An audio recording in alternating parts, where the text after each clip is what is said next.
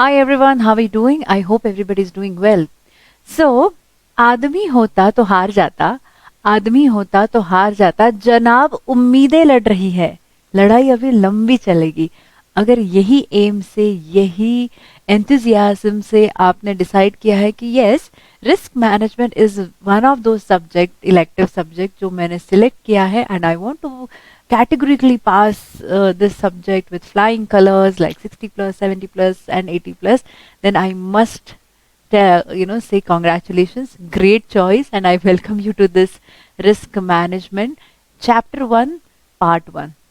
For those who I'm meeting for the first time, who are watching me for the first time, my name is Saili Chandalia Kothari. I am happily, I would flaunt that, learn from the ranker in a way.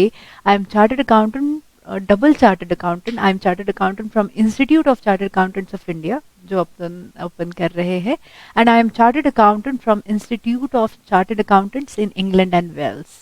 So I have done BFP ACA from ICAEW. I've done my DISA, MCOM, CFA Lite. I've given my diploma in IFRS exams as well. Well, that is not more important. What is more important for all of us is like I was fortunate enough to work with some great investment bankings like Credit Suisse, Deutsche Bank. I was part of some great MNCs as well. Prior to this, my 10-15 years of corporate career, I was a practicing chartered accountant too. So I have seen both of the worlds, right? So conventional practicing world and this corporate world, ranging from investment banking to your MNC culture. And somewhere or other, I was associated with these risk related profiles because I've handled legal entity controllership, I was regulator reporting, I've done Basel management, I was part of financial planning and analysis, right?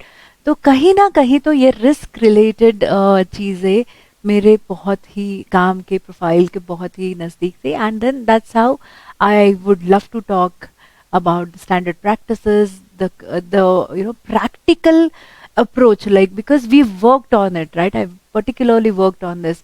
So Basel management मतलब क्या, कैसे होता है Basel management? What do you mean by credit risk? What do you mean by liquidity risk? और वो कैसे shift होता है Basel 2 से Basel 3 पे? So ये जो सारे चेंजेस थे, I've done all of that, and इसलिए मैं बता रही हूँ कि बहुत ही इंटरेस्टिंग सब्जेक्ट है अगर आपने रिस्क मैनेजमेंट उठाया है, not just because of the scoring, not just because of the only 9 chapters I can easily cover, but it is extremely for me it is extremely important because मेरे सारे जो profile थे वो risk relate, कहीं ना कहीं तो risk attach थे और मुझे बड़े इंटरेस्टिंग लगते थे वो मेरे roles and responsibility. So on that note, let's kick start, right?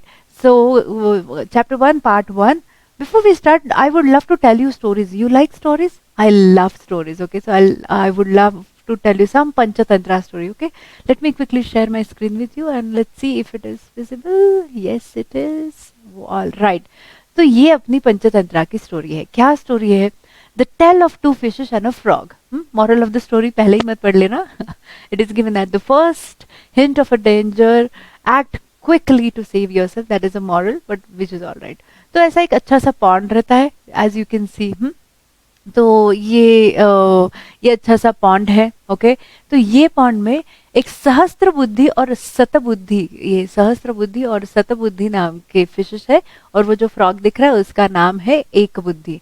हाँ, तो they were friends happily enjoying their life in that particular pond.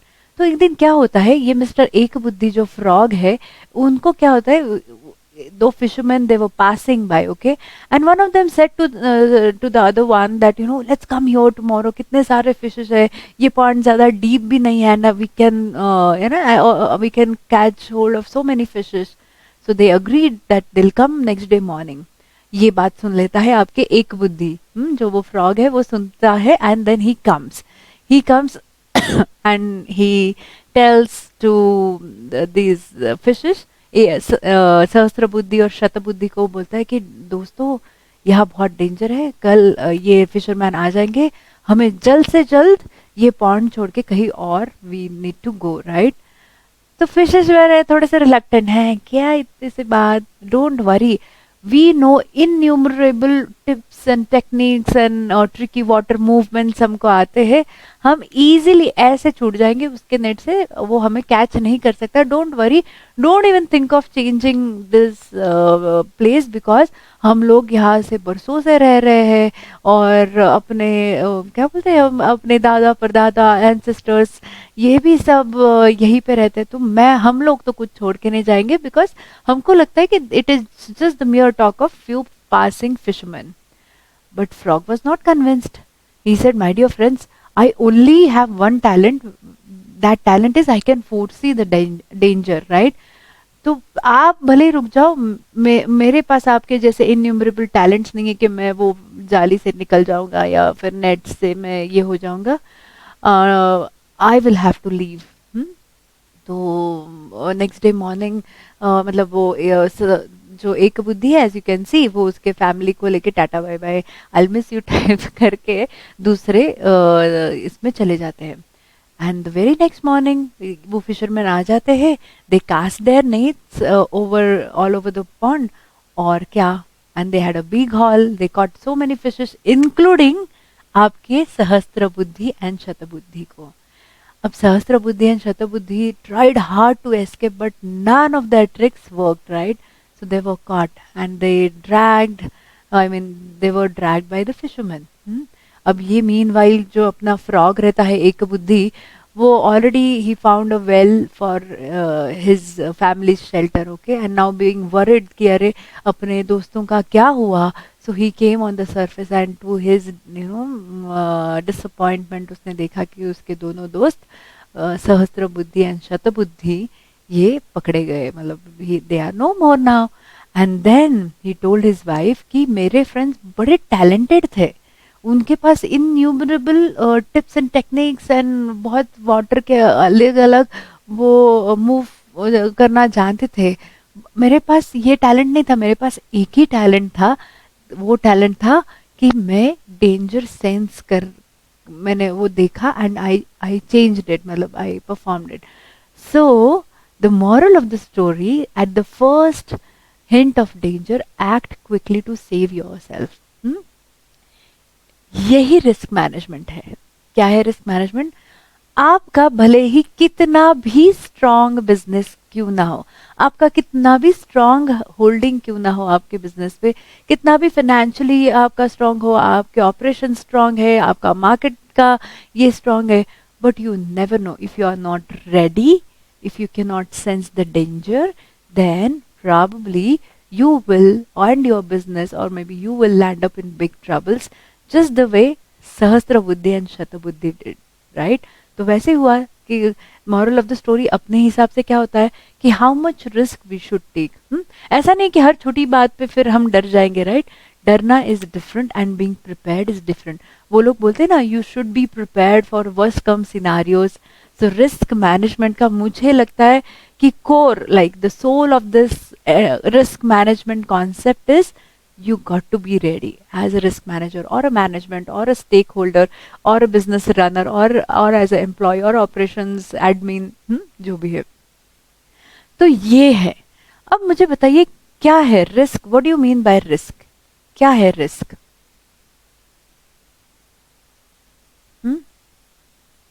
What do you think? What is risk? Excuse me. Tell me.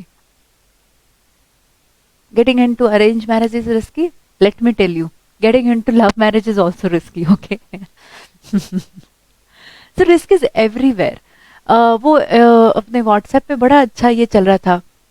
Choose your hard. आपको अगर fit रहना है तो भी वो difficult है, आपको अगर फैट ही रहना है तो भी वो डिफिकल्ट है.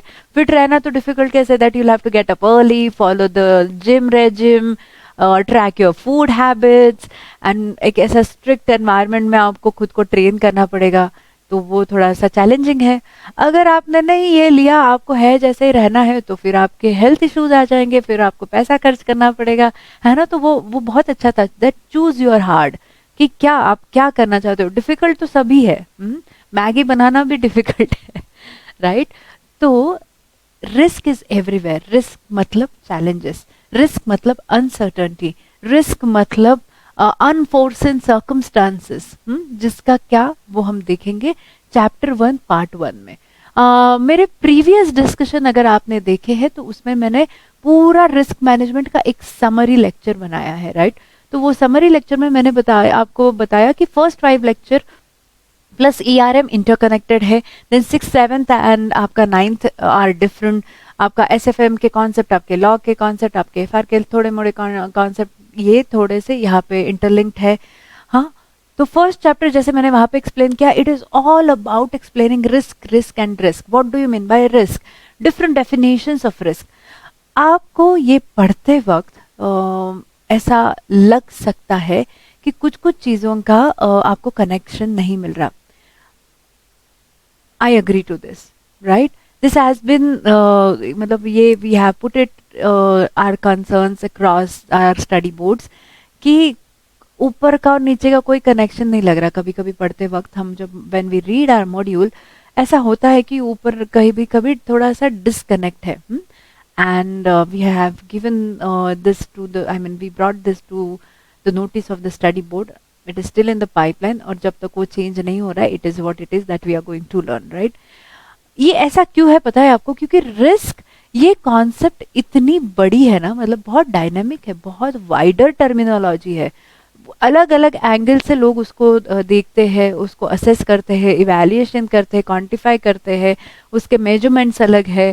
तो पूरे वर्ल्ड वाइड ये बहुत ज़्यादा डायनामिक होने की वजह से कुछ डेफिनेशन यहाँ से, कुछ वहाँ से, कुछ यहाँ से, कुछ वहाँ से, और सब ला के रख दिया उन्होंने। तो हम देखेंगे चैप्टर 1 में पॉल हॉपकिंसन का डेफिनेशन हम देखेंगे, अपने ऐसे 315 का डेफिनेशन, हम ऑक्सफोर्ड इंग्लिश डिक्शनरी के इससे रिस्क का डेफिनेशन देखेंगे।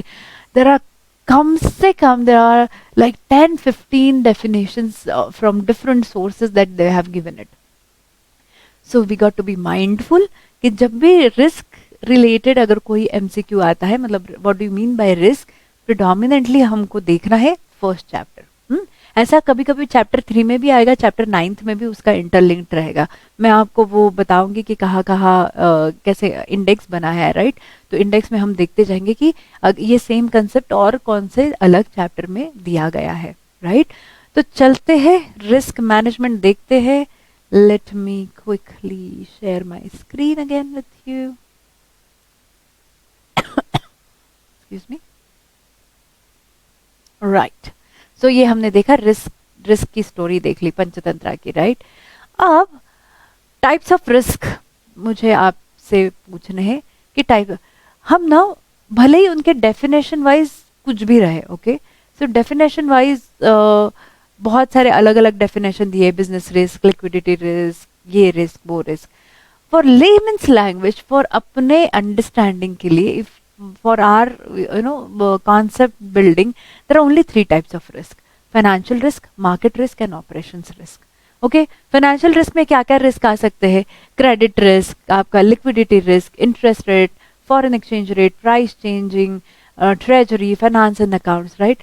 तो ये मैं सब आपको डिटेल विद केस स्टडीज सिखाऊंगी कि क्रेडिट रिस्क मतलब क्या। ये लेमन्स ब्रदर्स का क्रैश हो गया था 2008, जिसको अपन सब प्राइम क्राइसिस बोलते हैं, राइट।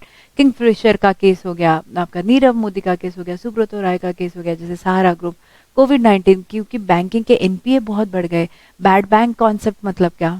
तो ये सब हम ऐसा हर चीज का केस स्टडी देखेंगे। दैट इंटरेस्ट रेट मतलब क्या, लिक्विडिटी रिस्क कैसे होता है, जैसे PNB स्कैम हुआ, येस बैंक का स्कैम हुआ। येस बैंक में क्या हुआ, NPA बहुत बढ़ते गया, बैड लोन बढ़ते गए, and they lent more than they received, they borrowed and borrower started defaulting their this thing and hence it collapsed, right. आपका ये PNB का क्या, letter of understanding, nostro accounts और लेंडिंग लोन के etcetera account में कैसे changes हुए, ये तो हमने बहुत नज़दीक से देखा है, right. And so I have such so many case studies to share with you, one by one हम देखेंगे। फिर है मार्केट रिस्क। मार्केट रिस्क क्या बोलते हैं? मार्केट रिस्क ना I find it very funny, okay, क्योंकि मार्केट मतलब जो शेयर बेच रहा है उसको लगता है आई एम द एक्सपर्ट, और एट द सेम टाइम जो खरीद रहा है उसको भी लगता है आई एम द एक्सपर्ट। तो ये मार्केट बड़ा फनी चीज है, सबको लगता है मैं एक्सपर्ट हूँ।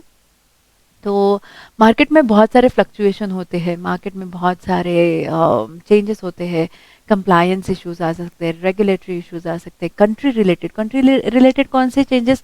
अभी रिसेंट केस है अपना अफगानिस्तान और तालिबान के जो भी चीज़ें हुई थी, तो देखिए एक कंट्री हैजार्ड हो गया था, राइट, कितना। ठीक है, इमीडिएट इम्पैक्ट अपने इस पे नहीं, बट ग्लोबल मार्केट में तो इसके इम्पैक्ट आते हैं, राइट। तो कंट्री रिलेटेड अगर कोई चीज़ें आती है, सेफ्टी के होती है, सेल्स एंड मार्केटिंग के होते हैं, राइट, ये हमने देखा और देखेंगे। ऑपरेशन रिस्क क्या है कि ऑपरेशंस मतलब क्या, प्रिडोमिनेंटली ऑपरेशंस मतलब your strategy, your staff and your technology, all three things together makes your operations, right. So strategic मतलब क्या, आपकी स्ट्रेटजी, हाँ, आपकी vision mission objective, that is called as strategy. Staff मतलब आपकी एम्प्लॉय का एम्प्लॉयमेंट बेस, आपका एडमिन स्टाफ, आपका IT staff everything, right, staff includes everyone. And technology, तो टेक्नोलॉजी मतलब क्या, आपकी आईटी, आपका क्या बोलते हैं उसको, सिस्टम्स, आपके पासवर्ड्स, आपके लिंक, एवरीथिंग। तो ये सब मतलब operations, strategic, staff and technology is equal to your operations. तो इसमें क्या क्या चेंजेस आ सकते हैं, जैसे बीसीपी, बिजनेस कंटिन्यूटी प्लान आपको करना है, रेपुटेशन हैजार्ड हो सकता है, new product development can also be one of the challenges as new in the market. तो न्यू प्रोडक्ट डेवलपमेंट भी अपने पास चैलेंज है, चैलेंज मतलब क्या है, रिस्क है, राइट। स्टाफ, की नोट आपका कोई स्टाफ है वो छोड़ के चला गया, किसी ने फ्रॉडुलेंट बिहेवियर किया, नॉलेज ट्रांसफर होते वक्त there are so many cracks, तो उसमें से सब वो नॉलेज ये हो जाता है। आईटी मतलब आईटी सपोर्ट नहीं रहा, आपका सिस्टम प्रॉब्लम हो गया, हैकिंग हो गया, बहुत सारा साइबर रिस्क की चीजें हो गई, राइट। तो ये सिर्फ और सिर्फ पूरे अगर 9 चैप्टर का जिस्ट है, ये इतने सारे रिस्क हम देखने वाले हैं वन बाय वन, और केस स्टडीज देखने वाले, ठीक है। चलते हैं आगे बढ़ते हैं, मॉड्यूल पे आते हैं, इंट्रोडक्शन पे आते हैं। Fine, so what are the learning outcomes from this chapter 1? We are going to learn about what do you mean by risk, मतलब concept of risk. There is a thin line between the risk and uncertainty. दो अपने common parlance में अपने को लगता है कि नहीं दोनों सिमिलर है, बट दोनों सिमिलर नहीं है, there is a distinction, risk and uncertainty. So uncertainty के वजह से रिस्क आ सकती है, तो वी कैन सी कि क्या डिफरेंस है।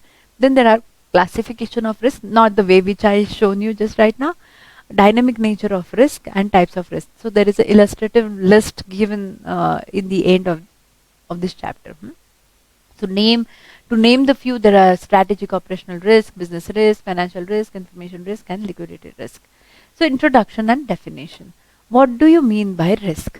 Risk is derived from the word Italian word risco, which means danger, which means riskier, which means to dare, right? तो risk. What do you think is risk for business? कोई भी business का risk मतलब क्या है, आप बताइए, मैं बताती हूँ आपको। चलिए, कोई भी फर्म का क्या ऑब्जेक्टिव एक्सक्यूज मी,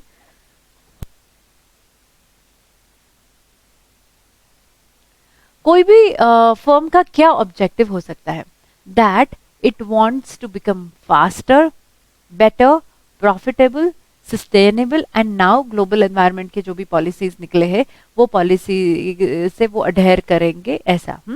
तो किसी भी एक मतलब आप कितने भी विजन मिशन स्टेटमेंट पढ़ ले, ऑब्जेक्टिव स्टेटमेंट पढ़ ले, इनको यही करना है, सारे मार्केट मतलब सारे बिजनेस को यही करना है कि they want to become faster, better than their competitors, more profitable than their competitors or than what they used to perform, and nowadays sustainable, right? जो जैसे अपना ये पैंडमिक हो गया तो कितना ज़्यादा चीज़ें ऊपर नीचे हो गई, तो कुछ कुछ लोगों के पूरे बिजनेस बंद हो चुके हैं, कोई फिर भी सस्टेन कर रहे हैं, तो वो सस्टेनेबिलिटी ये है।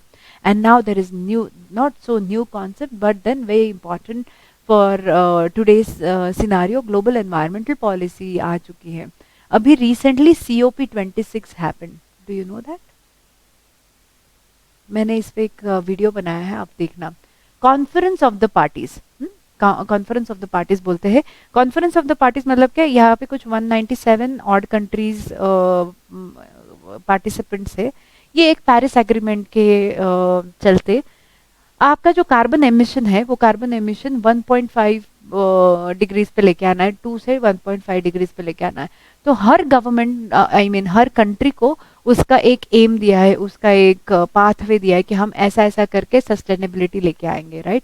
तो ये एनवायरमेंटल पॉलिसी भी फॉलो करनी पड़ेगी अभी बिजनेस को।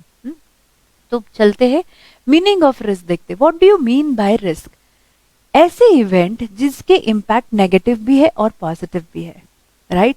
इसका मतलब क्या? Risk can not always be negative, risk can be positive. Risk मतलब क्या? दोस चैलेंजेस कैन बी पॉजिटिव। कैसे?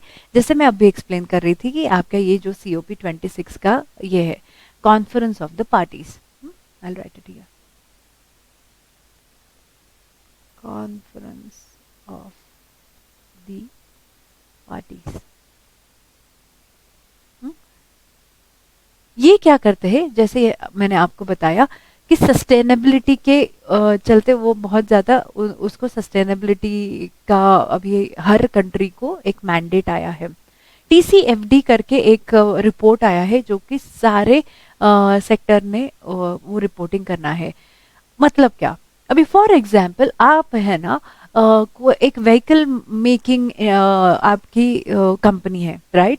तो व्हीकल मेकिंग कंपनी होने के वजह से आप हमेशा से क्या करते आए हो? आप हमेशा से एक डीजल या फिर आपने पेट्रोल के मशीन्स बनाए, और कभी कभी आपने हाइब्रिड मशीन्स बनाए। अब क्या हो रहा है?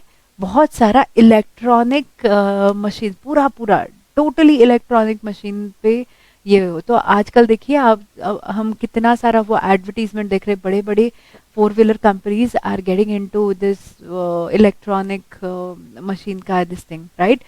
तो हुआ क्या? ये मैंडेट आने की वजह से ये आपको चैलेंज आ गया। अब चैलेंज आ गया तो आपने क्या किया? री इंजीनियर किया, रीडिफाइन करने का सोचा। आपके जो आउट ऑफ बॉक्स आपने थिंकिंग शुरू कर दी कि यार हाँ ये प्रोसेस ऐसा है, but then can I challenge the status of my process? Can I have some improvement? Can I have some Kaizen and Six Sigma techniques to be utilized and process improvement कर लूँ या फिर कुछ improvement कर लूँ? तो ये improvement करने के लिए what triggered it? This conference of the parties like COP26. It was 26th meeting which happened in the Glasgow, which the city name is Glasgow, and which is in the UK. And ये अक्टूबर नवंबर में ये party I mean ये conference of the parties वहाँ पे हुआ था, right. तो mandate आ गया। तो हम क्या सोचने लगे कि यार नॉर्मल इलेक्ट्रिसिटी नहीं यूज कर सकते, can we shift on to let's say windmill, can we shift to the solar energy, right. तो ये क्या हुआ? चैलेंज है, क्योंकि आपको ये कम करना है, आपके कार्बन फुटप्रिंट्स कम करने हैं या फिर ज्यादा करने हैं, जो भी है आपके वो जो डिग्रीज है आपको कम कराने हैं, राइट। तो मैं ये कैसे कम करा सकता हूँ मैं? तो ये सोचना शुरू हो गया, है ना। तो risk need not always be negative.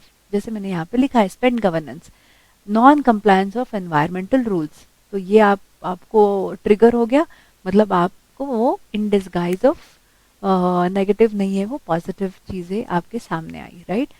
तो मीनिंग ऑफ रिस्क ऐसा है कि कोई भी ऑर्गेनाइजेशन का ऑब्जेक्टिव, तो रिस्क बेस्ड इंटरनल ऑडिट, आपके ICAI गाइडलाइन क्या बोल रहे हैं कि 2 टाइप के सेक्टर हो सकते हैं, private sector and public sector, which is non profit organisation, right. तो प्राइवेट सेक्टर है तो उनका क्या एम है? उनका एम ये एक ही है, मैक्सिमाइज शेयर होल्डर्स प्राइस। और अगर नॉन प्रॉफिट NGO है, नॉन प्रॉफिट ऑर्गेनाइजेशन है, तो उनका क्या है कि ज्यादा से ज्यादा अच्छी सर्विसेज उनको देनी है, इजंट इट। तो ये ऑब्जेक्टिव के बीच में अगर कुछ चीजें आ रही है which impede the business to achieve this objective, that means risk है। सो बिजनेस रिस्क का मीनिंग यहाँ पे दिया है उन्होंने कि बिजनेस रिस्क मतलब क्या? थिंग्स विच इम्पेड, मतलब क्या कि अगर कोई अनसर्टनिटी, कोई ऐसे फैक्टर्स, कोई challenges which impede the organisation कि वो आपके they can't achieve this objective. तो ये है। अब रिस्क मैनेज मतलब ठीक है, मुझे समझ आ गया कि जो चीज़ रिस्क अराइज करते, क्यों क्यों क्यों रिस्क आती है ना, वाई रिस्क अराइजेस। तो इंटरनल एंड एक्सटर्नल फैक्टर्स हो सकते हैं, डायनामिक एनवायरनमेंट ऑफ बिजनेस हो सकता है, and outcome of uncertainties of threat and opportunities हो सकते हैं। ओके, अपॉर्चुनिटी इसके लिए because it is negative and positive, हमने ऊपर देखा ना कि risk can be negative and risk can be positive, impact मतलब, राइट। तो इसके लिए यहाँ पे लिखा है कि थ्रेट एंड अपॉर्चुनिटीज, क्योंकि ये नेगेटिव भी है एंड पॉजिटिव भी है, ठीक है। अब रिस्क मैनेजमेंट मतलब क्या? रिस्क मैनेजमेंट मतलब reduce the likelihood of such events, मतलब अगर 10 बार होते हैं तो 2 ही बार होने चाहिए ऐसे इवेंट्स के जो रिस्की है, ऐसा। So reduce the likelihood of such events. अगर इनहेरेंट है and you cannot do anything about it, जैसे ब्लैक स्वॉन इवेंट्स है, you literally don't have any control over such such events or happening or circumstances जिस पे आपका कोई control नहीं है और उसका इम्पैक्ट बहुत ज़्यादा आ सकता है, तो उसका डाउन साइज कीजिए, मतलब उसका इम्पैक्ट कम करने की कोशिश करिए। इसका मतलब है आपका रिस्क मैनेजमेंट। क्या बोल रही है कि reduce the likelihood and down size the impact, reduce the likelihood and down size the impact, right. चलिए आगे बढ़ते हैं। अब रीजंस ऑफ रिस्क क्या है? वो frog in the well syndrome, मतलब फ्रॉग को क्या लगता है ना, देखो, the absence of risk management means frog in the well syndrome.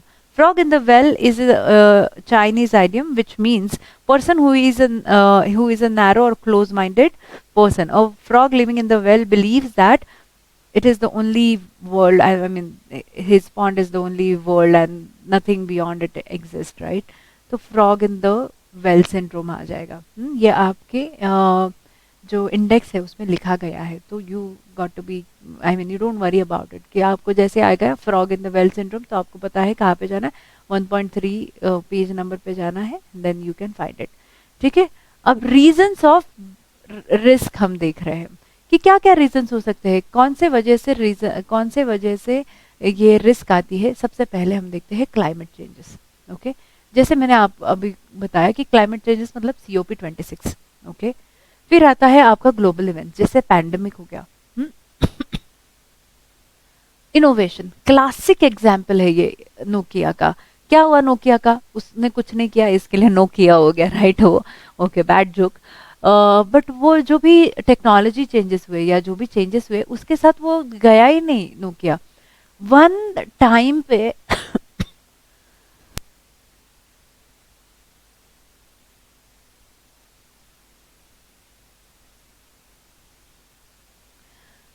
एक टाइम ऐसा था जहां पे नोकिया बहुत ज्यादा मतलब उसके मार्केट बहुत ज्यादा पावरफुल था।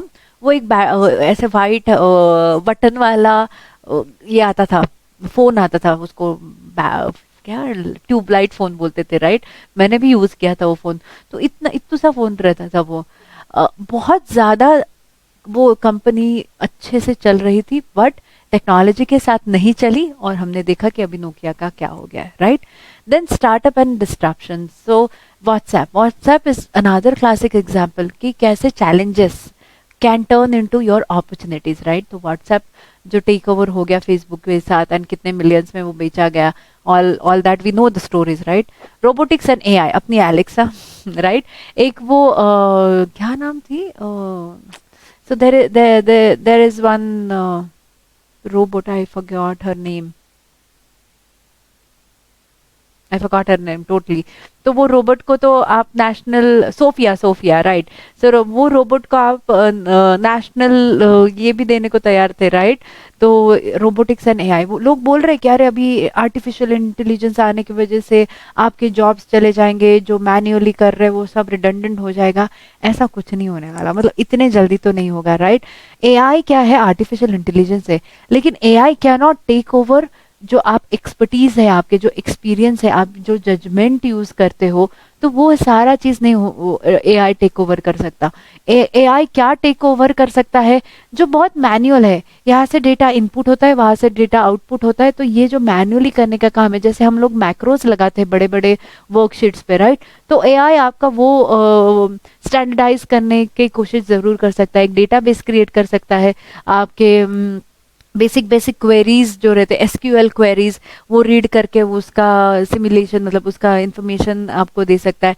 तो एआई काम कर रहा है, नहीं ऐसा नहीं, but it is a challenge, but it is like blessing in disguise, right. Otherwise आपको मैन्युअली कितना सारा डेटा पुट पंच इन करना पड़ेगा। तो दोनों चीजें हैं, positive and negative. Then price volatility, market, market में कुछ भी असर हो गया, मतलब कुछ भी ऊपर नीचे हो गया, तो मार्केट का जो भी प्राइस वोलेटिलिटी है वो चेंज होती है। जैसे प्राइस वोलेटिलिटी चेंज होती है, आपके फाइनेंस पे डायरेक्ट इम्पैक्ट होता है। उसके बाद हम देखेंगे अग्रेसिव ऑर्गेनाइजेशन कल्चर्स। ऐसे कुछ कुछ केसेस हुए थे कि जहाँ पे लोगों ने literally they corner the market. Okay, हम ये सिल्वर थर्सडे करके एक केस देखेंगे कि जहाँ पे वो जो भी ब्रदर्स थे, मतलब वो जो भी बिजनेस टाइकून थे, उन्होंने क्या किया कि पूरा मार्केट को कॉर्नर कर दिया, इतने सारे पोजीशंस क्रिएट करके रख दिए सिल्वर के लिए। तो कैसे उसका इम्पैक्ट हुआ वो सिल्वर थर्सडे के केस में हम देखेंगे, राइट। हर्षद मेहता के केस में भी वन फाइन टाइम उसने ऐसा ही मार्केट कॉर्नर करने का उन्होंने किया था, राइट। तो ये अग्रेसिव ऑर्गेनाइजेशन कल्चर हो सकता है। देन रेगुलेटरी चेंजेस, बाज़ेल 2 से बाज़ेल 3 पे। अब बाज़ेल 2 क्या है, बाज़ेल 3 क्या है? अगर बाज़ेल, ये it is nothing but a place name. हाँ, ये स्विट्जरलैंड में एक सिटी का नाम है। तो जैसे अपने डिफरेंट डिफरेंट अकॉर्ड्स होते हैं, तो ऐसा ही बाज़ेल अकॉर्ड है।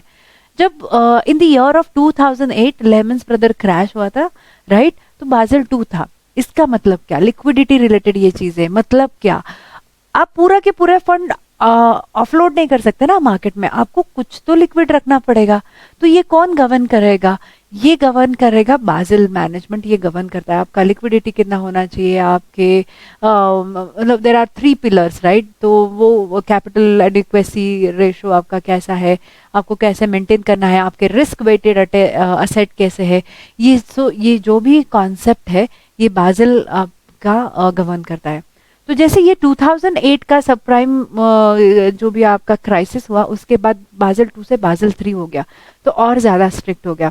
ये मुझे इतना क्यों अच्छे से पता है, क्योंकि हमने बाज़ेल 2 से बाज़ेल 3 का लिटरली शिफ्ट था, मतलब you understand these financial institutions, I mean investment banking, they are working into more than 158 countries, so there must be numerous systems है। तो ये सिस्टम में कैसे वो चेंजेस लाना, एंड कितने अच्छे से वो they should gel with each other, उनका सिंक्रोनाइजेशन होना चाहिए ना, दो two system should marry with each other, कुछ तो, अदरवाइज डेटा आ रहा है कहीं पे लीक हो रहा है, एनरिच ही नहीं हो रहा है। तो बहुत सारा हमने इस पे काम किया था कि बाज़ेल 2 से बाज़ेल 3 पे जब शिफ्ट हो रहे थे, तो वो चेंजेस हमने देखे। तो रेगुलेटरी चेंजेस, ऐसे रेगुलेटरी चेंजेस आ सकते हैं। Then black swan events, black swan events ज्ञान ऑफ द डे में, यहाँ पे ऐसे बहुत सारा ज्ञान of the day I would keep telling you, right. So black swan events क्या है? ऐसे इवेंट्स की जिनका आपके मतलब आपके कंट्रोल में नहीं है। जैसे आपके 9/11 अटैक हुआ, टेररिज्म हुआ, या फिर नेचुरल कैलामिटी हुआ, आपका सुनामी आ गया, पैंडेमिक आ गया, या फिर अर्थक्वेक आ गया। Can you really control them? नहीं, यू कैन नॉट, राइट। तो की टेक अवेज क्या बोल रहे कि black swans are extremely rare events and often with large negative consequences. So black swan events cannot be predicted beforehand, but they may seem obvious in the hindsight. Reliance on a standard forecasting tools and investment models can both fail to predict and potentially increase the vulnerability to black swans by propagating risk and offering false security. समझ में आ गया कि पहले world war 1 में लोगों को लगा था कि यार क्या कोई बात नहीं, अब भी आ जाएंगे, but it took them 4 years to wrap up, हाँ, टू कॉल इट रैप, हाँ, बस अभी लास्ट ट्रूप वापस आ गया, तो इट टुक देम 4 years। तो ये सारे ब्लैक स्वॉन इवेंट्स है। Okay, so this is called as black swan events. It is one of the reasons of risk. Then there is a terrorist attack जो हमने देख लिया, एंड ग्लोबल फाइनेंशियल क्राइसिस। 2008 का मैंने जैसे बोला कि लेमन्स ब्रदर क्रैश हो गया, तब हम we were middle of our career, right? तो हमने देखा कि कितने ले ऑफ हुए, and I was in working in New York, so मैंने बहुत नज़दीक से ये 2008 का लेमन्स ब्रदर क्रैश होने के बाद क्या क्या हुआ है वो देखा था, राइट? टेररिस्ट अटैक हुआ था जहाँ पे ये मैनहट्टन में ट्विन टावर उड़ाया गया था, राइट? तो ये ट्विन टावर के बिल्कुल 2 एवेन्यूज छोड़ के हम रहते थे, तो हमें पता है कि उसके बाद आप बताइए एक बार भी यूएस के ऊपर ऐसे टेररिस्ट अटैक हुए क्या, मतलब इतने बड़े इस पे, राइट? तो बहुत ज्यादा स्ट्रिक्ट ये हुए वो ट्विन टावर उड़ाने के बाद। तो ये ग्लोबल फाइनेंशियल क्राइसिस जैसे ग्रीस का हुआ, ग्रीस का क्या हुआ पता है आपको? कि ग्रीस ना टोटली बैंकरप्ट हो गई। मतलब क्या, जैसे अपन अपने कॉमन पार्लेंस में बोलते हैं कि अगर आरबीआई डूब गया तो मतलब इकोनॉमी, अपनी इंडियन इकोनॉमी डूब गई, राइट? तो वैसे ही ग्रीस का हुआ था। उसको आई मीन वो कंट्री को उसके गोल्ड रिजर्व्स बाहर निकालने पड़े टू सस्टेन। तो ये क्या होता है वो हम देखेंगे। मैं ये सारे जो भी है ना, ये सारे केस स्टडीज, एक एक केस स्टडीज आपके साथ इमीडिएटली डिस्कस करने वाली हूँ। और रियल टाइम केस स्टडीज जो मैंने खुद ने काम किए हैं, हमारे प्रैक्टिकल अप्रोच जिसमें आया है, वो भी केस स्टडीज रहेंगे। तो आप देखो ये 3 पेजेस का ये सिर्फ इतना सा जिस्ट है। तो नेक्स्ट टाइम मतलब अब हम एग्जाम में कैसे पढ़ेंगे, हमें इतना ढूंढने की जरूरत नहीं है। ये जो चार्ट्स है वो सिंपली आपने फटाक से देखना है और आपने लिखना है। You don't have to go through all of this and what it means. तो इसका सारा एक सिनॉप्सिस, एक समरी हमने ये 4 पेजेस का एक पेज में करके रख दिया, समझे? तो ऐसा थोड़ा सा स्मार्ट वर्क करेंगे, ऑलराइट? तो ये है आपका रीजंस ऑफ रिस्क। अब आउटकम ऑफ रिस्क क्या है? पहले हमने देखा कि रिस्क मतलब क्या, कि रिस्क आर सच सर्कमस्टेंसेस और अनसर्टेनिटी और ऐसे इवेंट्स कि जो इम्पेड करते हैं कोई भी ऑर्गेनाइजेशन के लिए, कि जो उसके ऑब्जेक्टिव अचीव करते नहीं आता है, नहीं करते आ रहे, राइट? और रीजंस ऑफ रिस्क हमने देखा कि इंटरनल है, एक्सटर्नल है। जैसे हमने देखा यहाँ पे internal and external factors, dynamic environment of business, या फिर outcome of uncertainty of threat और अपॉर्चुनिटी, राइट? तो अपॉर्चुनिटी में हमने क्या क्या देखा है? रोबोटिक्स देखा है, रोबोटिक्स एंड एआई हमने देखा। हमने ये भी देखा कि जैसे एलेक्सा स्टार्टअप अगर अलग अलग होते तो वो कैसे इनोवेशन में कैसे डिस्टरप्ट हो गया, राइट? तो ये वजह है रिस्क की। अब रिस्क का आउटकम क्या है? रिस्क का आउटकम है गेनिंग और losing of what? Gaining and losing tangible value on what and on whom. तो क्या बोल रही है? Gaining and losing, gaining and losing tangible value. Okay, क्या tangible value? On what? On your health, social status, आपके employee के emotions पे, and finance पे, एंड गुडविल पे। ओके, तो आपका गुडविल आपका गुडविल के टेंजिबल वैल्यू पे आपका ये हो जाएगा। आपके फिनेंस में प्रॉब्लम हो सकता है, आपके कंपनी के सेंटिमेंट्स या फिर जो एम्प्लॉय के सेंटिमेंट्स है या इमोशनल अटैचमेंट है या सेंस ऑफ बिलोंगिंग है, उस पे इशू हो सकता है।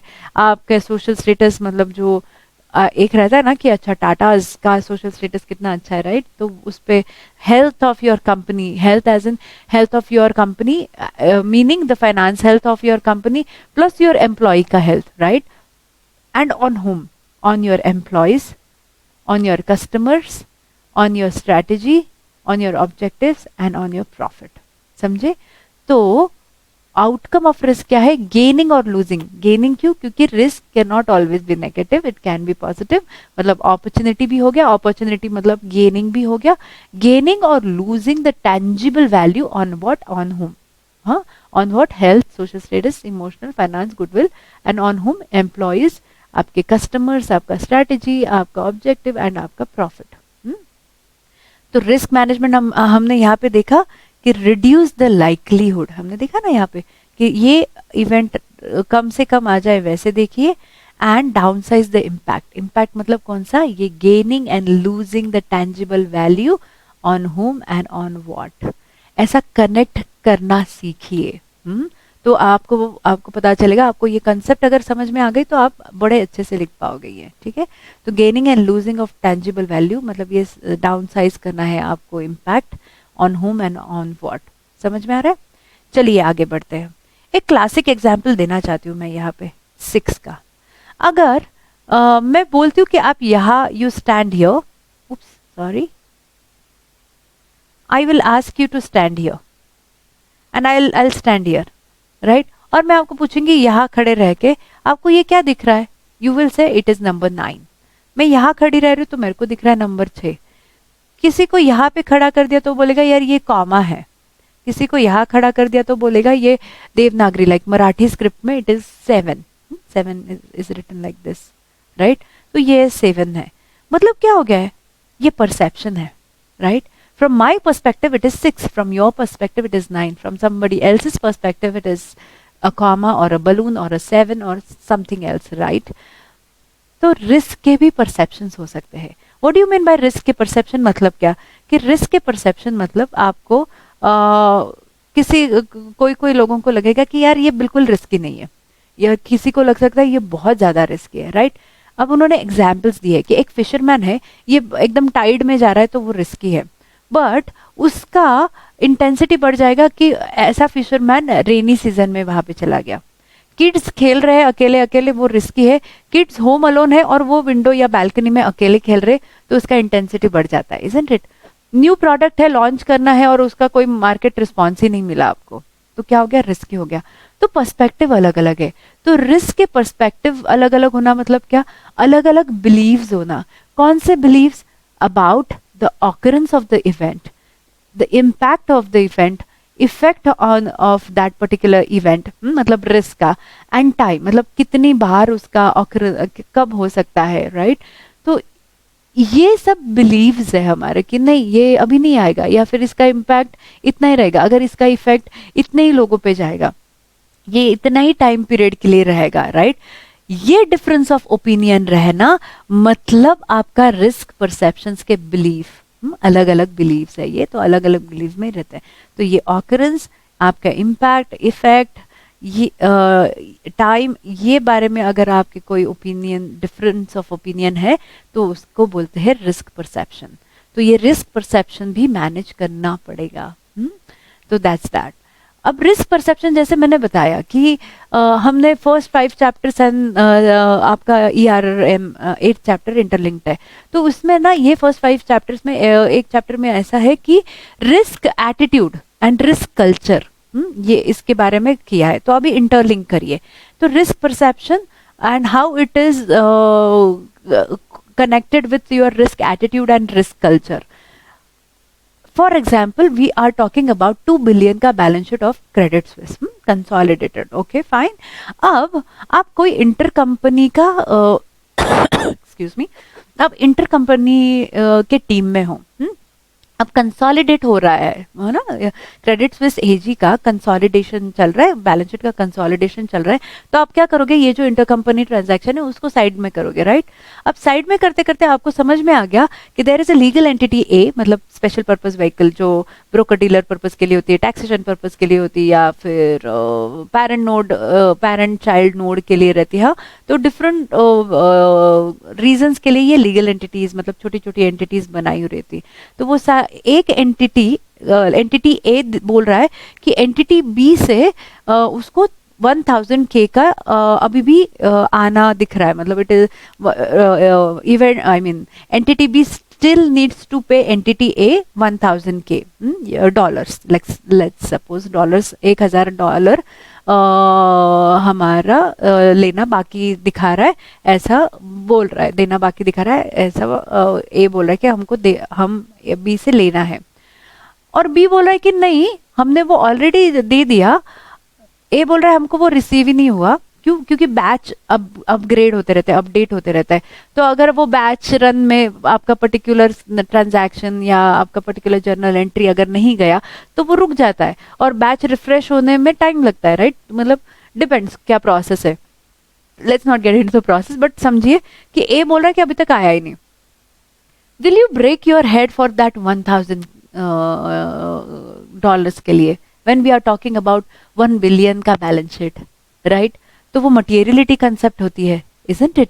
तो रिस्क कल्चर क्या बोलता है कि यार 1000 का डिफरेंस है ना, which is okay, don't break your heads कि नहीं 1,000 कहाँ चले गए, मेरा रिकंसिलेशन बैठ नहीं रहा है, नहीं बैठ रहा तो छोड़ दीजिए, नेक्स्ट मंथ में बैच रन हो जाएगी तो वो ये हो जाएगा, अभी के लिए ओवर द टॉप एडजस्टमेंट डाल दीजिए और अगले महीने में वो रिवर्स कर लीजिए। तो ये कौन बोलता है कि 1,000 का आई मीन 1,000 डॉलर का डिफरेंसेस कोई बात नहीं, इट इज इमटेरियल। तो ये जो डिसाइड करता है ना, इसको बोलते हैं risk attitude of that company. और रिस्क एटीट्यूड आपके रिस्क परसेप्शन से बहुत हैंड इन हैंड चलते हैं। आपको लगता है 1,000 के कुछ भी नहीं, $1,000 कुछ भी नहीं है। अब वही अगर चीज आप कोई मिड साइज कंपनी के लिए ले रहे हो, कोई आपका फीस दिखा रहा है, राइट, अगर आप कोई आपका फॉरेन क्लाइंट और आप फीस दिखा रहे हो और सोचिए आपको $1,000, तो आप बोलेंगे यार ये तो मतलब बहुत बड़ी अमाउंट हो जाएगी, $1,000 का रिकंसिलेशन नहीं बैठ रहा है, तो आपके लिए वो रिस्क परसेप्शन अलग है, राइट। तो ऑकरेंस, इम्पैक्ट, इफेक्ट, टाइम, ये सारे डिफरेंस हो सकते हैं, इसको बोलते हैं रिस्क परसेप्शन। यही रिस्क परसेप्शन आपका risk culture and attitude define करते हैं, ठीक है। आगे बढ़ते हैं, SA 315 of ICAI। SA 315 of ICAI क्या क्या बोल रहा है यहाँ पे, चलो देखते हैं। ओके जी, ये देखिए, ये मैंने बताया कि actual return of investment lower than expected return, satellite की प्रोबेबिलिटी ये हो जाती है, स्टॉक एक्सचेंज है। The examples of probability and relationship with value and the risk outcomes. ये एग्जांपल दिया है कि फिशरमैन एक्सपीडिशन पे गया and loss of his life हो सकता है, होम अलोन इन्फेंट है climbing on a window pane, corporate launching new product and market place without market research, ठीक है। तो ये सारी चीजें रिस्कियर प्रेपोजिशंस बताती है हमें, ऑलराइट।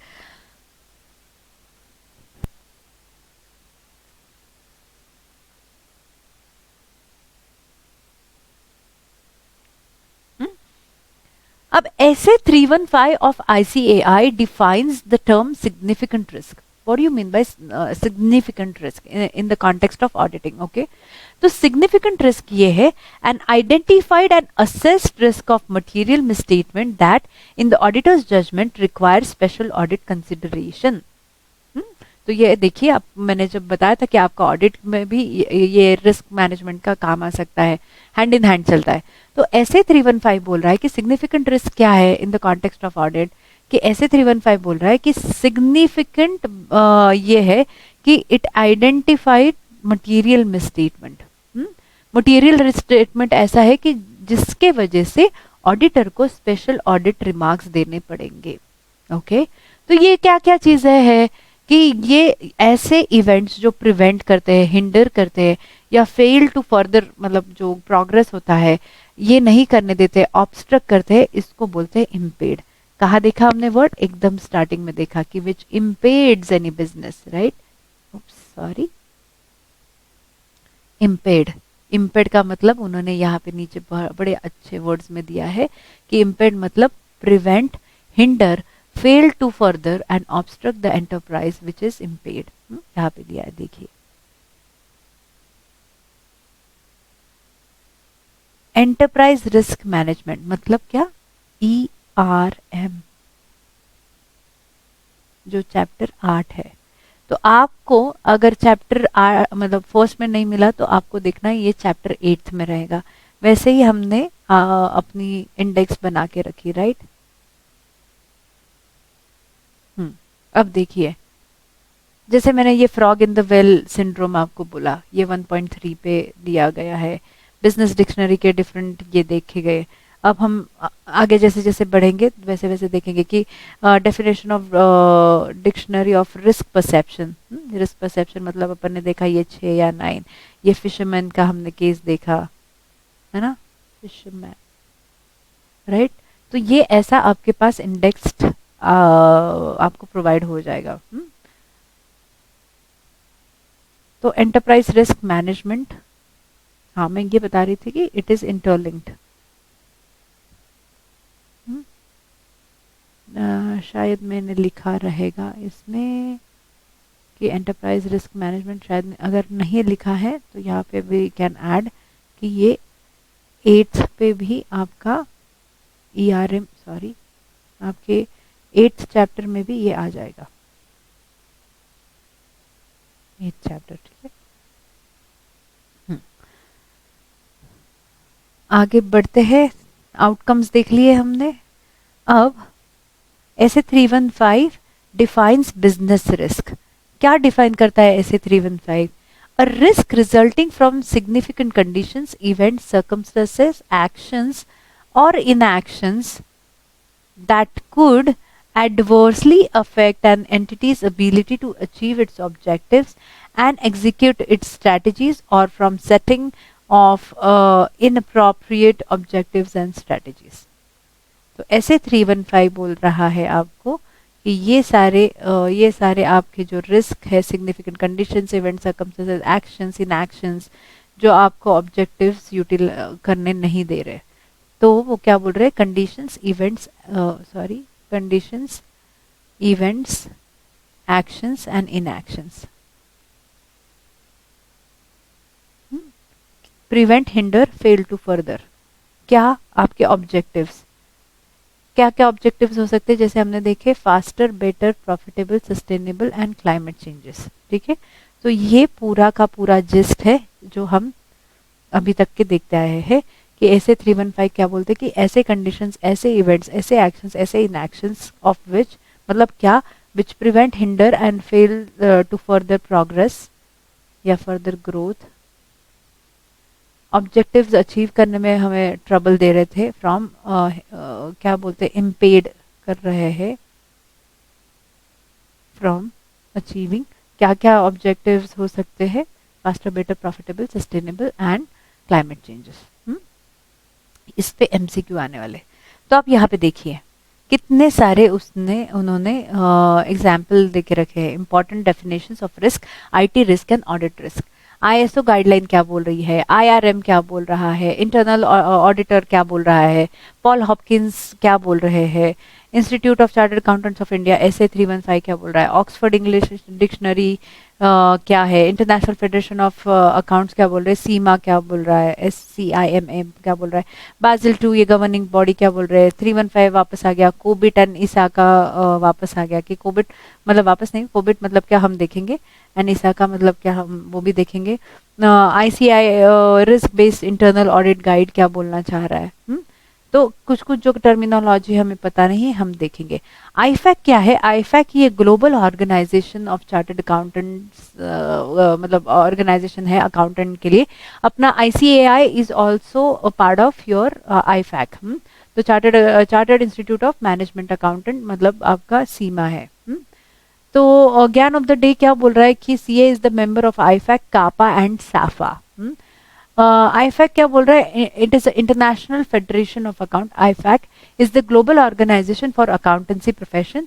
वो क्या क्या करते हैं? It is dedicated to serving the public interest and developing high quality standards and guidelines. It is a global organization for the accountancy professional comprising 180 members and associate organization in 135 countries and jurisdiction. Okay. COBIT क्या बोल रहा है? Control objectives of for information technologies. COBIT. So control objectives for information technology. इसका उसको बोलते हैं, right? So it allows practitioners to govern and manage IT holistically, incorporating all end-to-end business and IT functional areas, right? फिर OHSAS, OHSAS का एक classic example क्या था पता है आपको? ये जो आपका भोपाल की गैस लीकेज का मिसहैप हुआ था, तो it is govern by OHSAS। मतलब क्या? Occupational health and safety management system. यहाँ पे नीचे दिया है, देखिए, occupational health and safety management, occupational OHSMS is this, and OSSAS is occupational health and safety assessment series। ठीक है, तो ये अलग अलग सीरीज है, इसलिए मैं बोल रही हूँ ये पढ़ लेना, ये MCQ के लिए बहुत इंपॉर्टेंट है। कि अकॉर्डिंग टू OHSAS कौन सा रिस्क का कौन से हिसाब से गवर्न होता है, तो वो यहाँ पे दिया गया है। फिर आता है आपका कोसो, नहीं 6th इज आईफैक। आईफैक का हमने पढ़ा कि कापा के हम मेंबर है। कापा मतलब क्या? Confederation of Asian and Pacific Accountants, and South Asian Federation of Accountants, like SAFA, CAPA and SAFA. So ICAI is a member of CAPA and SAFA and IFAC. Okay. अब कोसो क्या है? कोसो मतलब कमिटी ऑफ स्पॉन्सरिंग ऑर्गेनाइजेशन. ये किस चीज के लिए फ्रेमवर्क है? It is a framework of designing, implementing, evaluating internal control for organization, providing enterprise risk management. मतलब वापस आ गया आपका ERM का चैप्टर 8. ये इंटरलिंक्ड है. It was published for the internal control integrated framework for ICIF and it is widely used in United States. फिर committee of sponsoring organisation COSO, उसका mission क्या है? It's a mission is to help organisation improve performance by developing thought leadership that enhances internal control, risk management, governance and fraud deterrence. समझा? तो that is ज्ञान of the day for all of you. यहाँ पे दिया तो है कि कापा, साफा, कॉबिट, ये मतलब पता तो चले कि कॉबिट मतलब क्या, कापा मतलब क्या, साफा मतलब क्या, बाज़ेल 2 मतलब क्या. जैसे मैंने बताया कि बाज़ेल 2 ये गवर्निंग बॉडी है, इसको एकॉर्ड्स बोलते हैं. It is called as Accords, बाज़ेल Accords बोलते हैं. सो बाज़ेल 2 से अब बाज़ेल 3 हो गया है. तो आपके कुछ परसेंटेज आपको risk weighted asset, it is called as RWA, risk weighted asset के आपको सर्टन परसेंटेज आपको साइड में रखने पड़ते हैं, उसको बोलते हैं आपको लिक्विडिटी, राइट. तो ये रिस्क वेटेड एसेट कैसे कैलकुलेट करते हैं ये हम सब देखेंगे चैप्टर 6-7 के इसमें कि क्या करते हैं, राइट. तो रिस्क वेटेड एसेट मतलब for example equity is 100% risk weighted, cash is not, तो वैसा. तो ये आपको MCQ के लिए पढ़ना ही पढ़ना है. You got my point. चलिए अब फाइनेंशियल रिस्क. फाइनेंशियल रिस्क मतलब क्या? फाइनेंशियल रिस्क मतलब आपकी कैश या फिर आपका finance, it is not adequate to meet your financial obligations. ऊपर हमने कौन से देखा? बिजनेस रिस्क देखा. अब हम क्या देख रहे हैं? फाइनेंशियल रिस्क देख रहे हैं. Okay, so don't get confuse. यहाँ पे इतना सारा रिस्क दिया है ना, तो we tend to get confuse कि हमें पूछा किस बारे में. Are they talking about financial risk, are they talking about business risk? थोड़ा सा पढ़ लेना. ओके, तो यहाँ पे हम फाइनेंशियल रिस्क के बारे में बात कर रहे हैं. फाइनेंशियल रिस्क मतलब क्या? ऐसे इवेंट्स और ऐसे कोई ऑकरेंस हो गए कि जिसके वजह से आपका कैश जो है वो इनएडिक्वेट है to meet your financial obligation. क्या क्या एग्जाम्पल हो सकते हैं कि आपका ROI लेस है, return on investment is lesser, या फिर आपका प्रिंसिपल जितना आपने डाला था अमाउंट, वो प्रिंसिपल अमाउंट ही आपका कवर नहीं हो रहा है, राइट. तो इसको बोलते हैं फाइनेंशियल रिस्क. यहाँ पे दिया गया है नास्डैक. कौन डिफाइन कर रहा है? NASDAQ defines financial risk as risk that the cash flow of an insurer will not be adequate to meet its financial obligation, also referred to as additional risk that firm's stockholders bears when the firm uses debt and equity. देखिए यहाँ पे मैंने दिया हुआ है financial Nasdaq, sorry, Nasdaq के definition of financial risk. ठीक है, तो ऐसे आप 1.7 यहाँ पे देखिए 1.7 पे दिया गया है. समझे? तो नास्डैक बोलता है कि फाइनेंशियल रिस्क की आपकी cash flow of an insurer will not be adequate to meet its financial obligation. Generic term में financial risk मतलब क्या? It is the possibility that return on investment will be different from historical and expected return and also takes into account of magnitude of difference. This includes the possibility of losing some or all the original investment. तो ये बोलता है कि financial risk मतलब क्या. आगे उन्होंने दिया है कि US treasury bond is considered to be one of the safest investment. ये देखिए one of the, so in comparison to an investment और स्पेकुलेटिव ग्रेड कॉर्पोरेट बॉन्ड्स या फिर आपके यूएस ट्रेजरी यील्ड, और तो ये मतलब ये बाकी के रीजन से कि ये बॉन्ड मतलब जैसे अपनी RBI अगर डूब गई तो मतलब सब डूब गया, तो इसके लिए वो बोल रहे कि US treasury bond is consider to be one of the safest investment. तो ये बता रहा है The reason for this is that the corporation is more likely to default on a debt than the US government, because the risk of investing in a corporate bond is higher.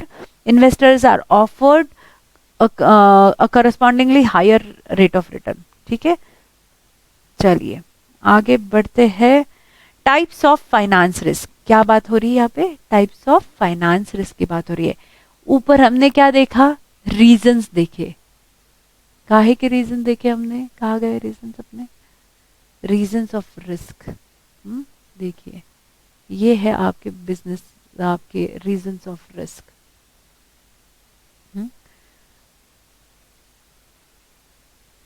ये रहे आपके reasons of risk. business scenario, climate changes, these, that, especially practitioner regime, startup, volatility, price, heavy, create stress, complexity, black swan events, climate changes, corporate failures, agenda of governments, regulation, terrorist attack, extreme weather events, and global financial crisis. The, extreme risk that are being faced by society, commerce, and business. These extreme risks exist in addition to daily and somewhat mundane risk. तो ये reasons of risk हो गए. और हम यहाँ हम देख रहे हैं कि फाइनेंशियल रिस्क के types. Okay, what we are looking at? We are looking at financial risk का टाइप्स.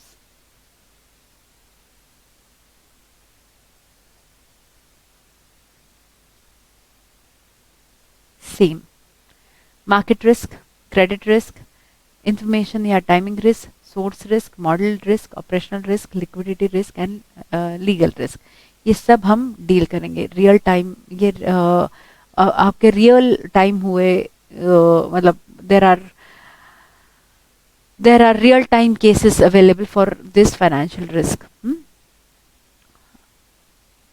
फिर वही दिया है उन्होंने, occupational health and safety advisory services, OHSAs. तो यूनियन कार्बाइड का केस हुआ था, भोपाल में सैप. फिर ईरा मतलब एनवायरमेंटल अफेक्ट कितना हो रहा है एनवायरमेंट के, उसके प्रेडिक्शन करने वाला ईरा रहता है. जैसे COP26 का मैंने बताया कि 1.5 डिग्री सस्टेनेबिलिटी चाहिए, तो उन्होंने यहाँ पे दिया गया, उन्होंने दिया ERA is a process of predicting whether there may be a risk of adverse effect on the environment caused by the chemical substance. तो ये ईरा का ये चीज 1.2 में दिया गया है. अब चलते हैं सबसे इंपॉर्टेंट कि corporate risk, illustrative of corporate risk. ये किसके बारे में बात कर रहे हैं? सॉरी,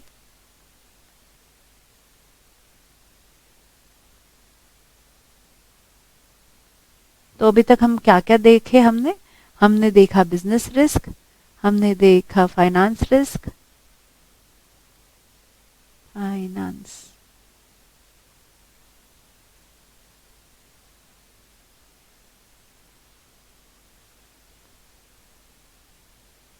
ओके, और हम देख रहे हैं अभी कॉर्पोरेट रिस्क. ठीक है, अब कॉर्पोरेट रिस्क में वो क्या बोल रहे पता है क्या आपको?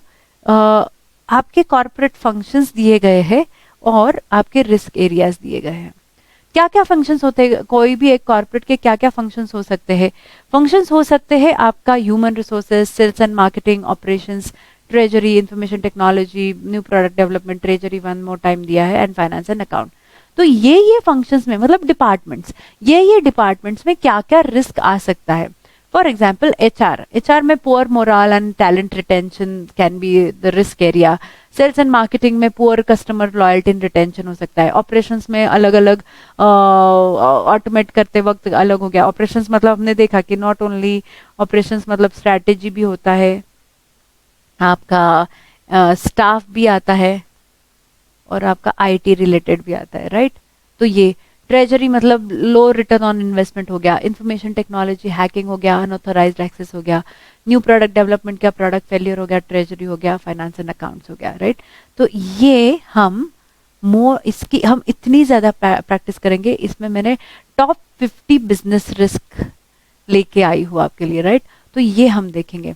बट सबसे पहले हम थोड़े से केस स्टडीज देखेंगे, यहाँ तक के आपको समझा कि क्या करना चाह रहे, रिस्क का मतलब दिया है उन्होंने। Okay okay, now pay attention to me, what they are trying to deal here with is like they have given the different scenarios of risk, मतलब different definition of risk। तो हम ना रियल टाइम केस स्टडीज देखेंगे वो risk related. हम देखेंगे business risk मतलब क्या, फाइनेंस रिस्क मतलब क्या, कॉर्पोरेट रिस्क के मैं 50+ आपको बिजनेस रिस्क बताने वाली हूँ। कैसे, चलो देख लेते हैं, पहले वो देख लेते हैं।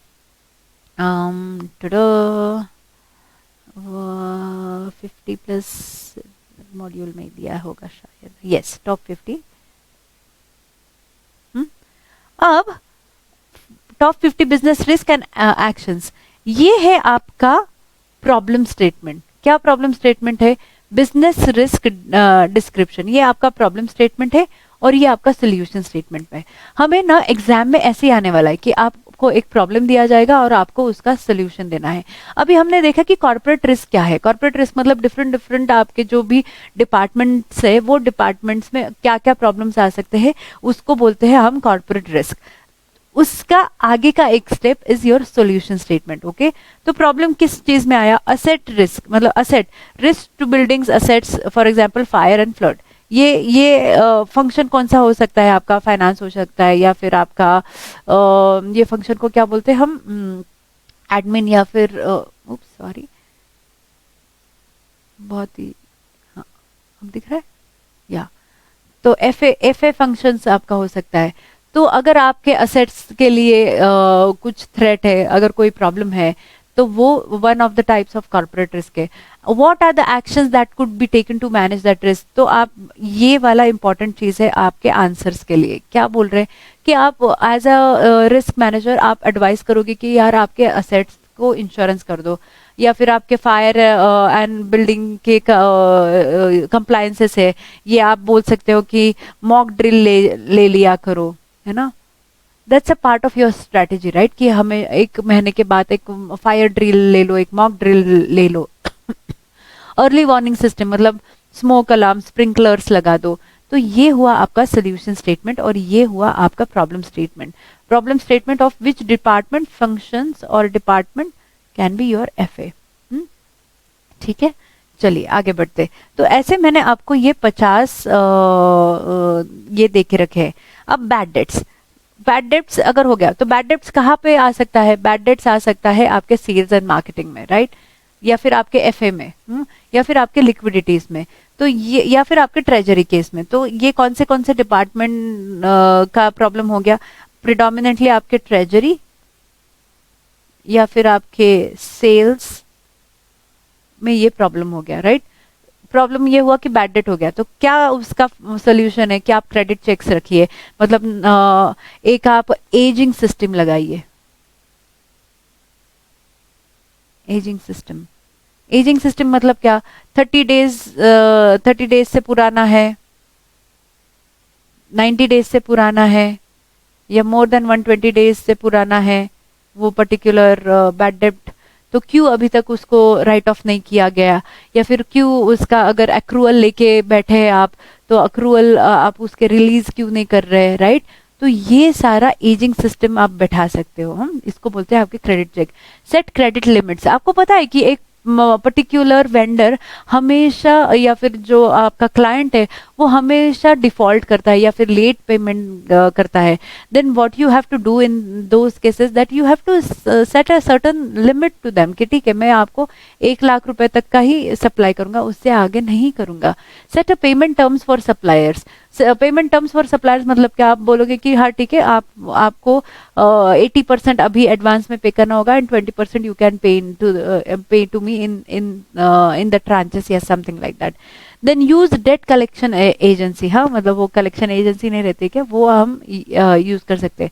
तो प्रॉब्लम क्या थी, बैड डेब्ट्स। कहाँ प्रॉब्लम आई, ये आपके ट्रेजरी डिपार्टमेंट या फिर आपके सेल्स डिपार्टमेंट में। तो ये प्रॉब्लम है कि बैड डेट हो गया तो क्या करेंगे, तो ये सॉल्यूशंस आप पहले से एज अ रिस्क मैनेजर आप पहले से ही ये सॉल्यूशंस उनको दे सकते हो। ओके, देन अब आगे बढ़ते हैं। ऐसे मैंने बहुत सारे ये this thing you will get it. अभी जैसे बैंकरप्ट हो गया कोई भी, मतलब it is equivalent to your bad debt, कोई बैंकरप्ट हो गया तो क्या करना चाहिए आपको, उसका बैकग्राउंड वेरिफिकेशन बहुत स्ट्रांग करना चाहिए कि ये क्या है, इसका क्रेडिट वर्दीनेस क्या है, इसके रेटिंग क्या है, राइट। तो ये bankruptcy of suppliers and client, ये हमें देखना पड़ेगा। फिर ब्रांड फटिंग मतलब क्या, जैसे ना एक ही चीज देख देख के मतलब इतना ज्यादा ये हो जाता है ना कि we don't buy it, okay. तो ओवर यूज हो गया। तो use analytics to measure the engagement, provide personalise useful insight, less may be more, create creative and entertaining content.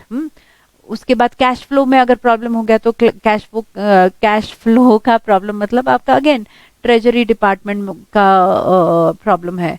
तो ट्रेजरी डिपार्टमेंट के मतलब क्या कर सकते हैं आप, कैश फ्लो मैनेज कर सकते हैं, कॉस्ट एंड इन्वेंट्री देख सकते हैं। फिर है आपके competition and aggressive marketing, better intelligence, या फिर आपका लीगल एक्शंस मतलब क्या हो गया, आपके कंप्लायंसेस मतलब लीगल टीम के साथ हो गया, है ना, लीगल टीम के साथ प्रॉब्लम हो गया। रेगुलेशन मतलब वही कंप्लायंसेस के साथ आपका प्रॉब्लम हो गया। कॉपीराइट का थेफ्ट हो गया, या कॉस्ट ऑफ कंपोनेंट्स मतलब आपका प्रोडक्शन हैम्पर हो गया, या प्रोडक्शन डिपार्टमेंट हैम्पर हो गया, राइट। क्योंकि आपका प्रोडक्शन मतलब कॉस्ट ऑफ कंपोनेंट्स इंक्रीज और डिक्रीज हो गया।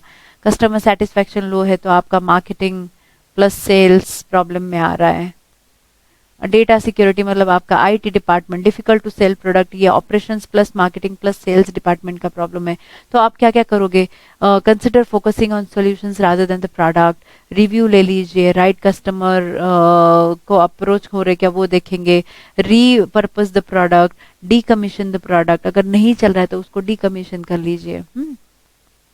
एनवायरमेंटल नेचुरल बिजनेस, जैसे मैंने ये आपको बोला कि COP26 का प्रॉब्लम नहीं है, मतलब ये अभी आपको एक TCFD करके आपको एक रिपोर्ट देना पड़ेगा। तो ये ऐसे मैंने 50 चीजें आपको दे रखी है कि डिपार्टमेंट एंड उसका ये है प्रॉब्लम स्टेटमेंट, ये है आपका solution statement, okay. Failure of utilities मतलब वाटर नहीं है, ये नहीं है, तो मैन्युफैक्चरिंग यूनिट मतलब आपका प्रोडक्शन प्रोसेस में प्रॉब्लम हो गया। हेल्थ एंड सेफ्टी जो अपन ने देखा OHSAS, उसमें प्रॉब्लम हो गया। लॉस ऑफ की स्किल्स मतलब आपका HR रिलेटेड प्रॉब्लम हो गया। तो हम ना 4 चीजों में बांट सकते हैं कि man, material, machines and money. तो ये कौन से चीजों में प्रॉब्लम हो गया, मैन हो गया तो आपका HR, मटेरियल एंड मशीन हो गया तो आपका मैन्युफैक्चरिंग मतलब आपका प्रोडक्शन, एंड मनी हो गया तो आपका ट्रेजरी।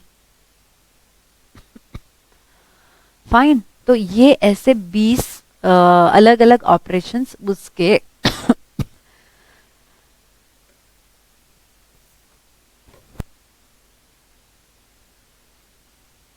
20 ऑपरेशंस और उसके प्रॉब्लम स्टेटमेंट एंड उसके सोल्यूशन स्टेटमेंट मैंने यहाँ पे दिए हैं। Don't worry, this will get circulated, आपको ये मिल जाएगा। इसका मैं PDF दे दूंगी, जो भी रजिस्टर्ड स्टूडेंट्स है उनको दे देंगे। अभी जैसे रेगुलेटरी कंप्लायंस, मैगी का केस हुआ, ये अपन देखने वाले, ये सारे केस अभी अभी इमीडिएट हम देखने वाले हैं।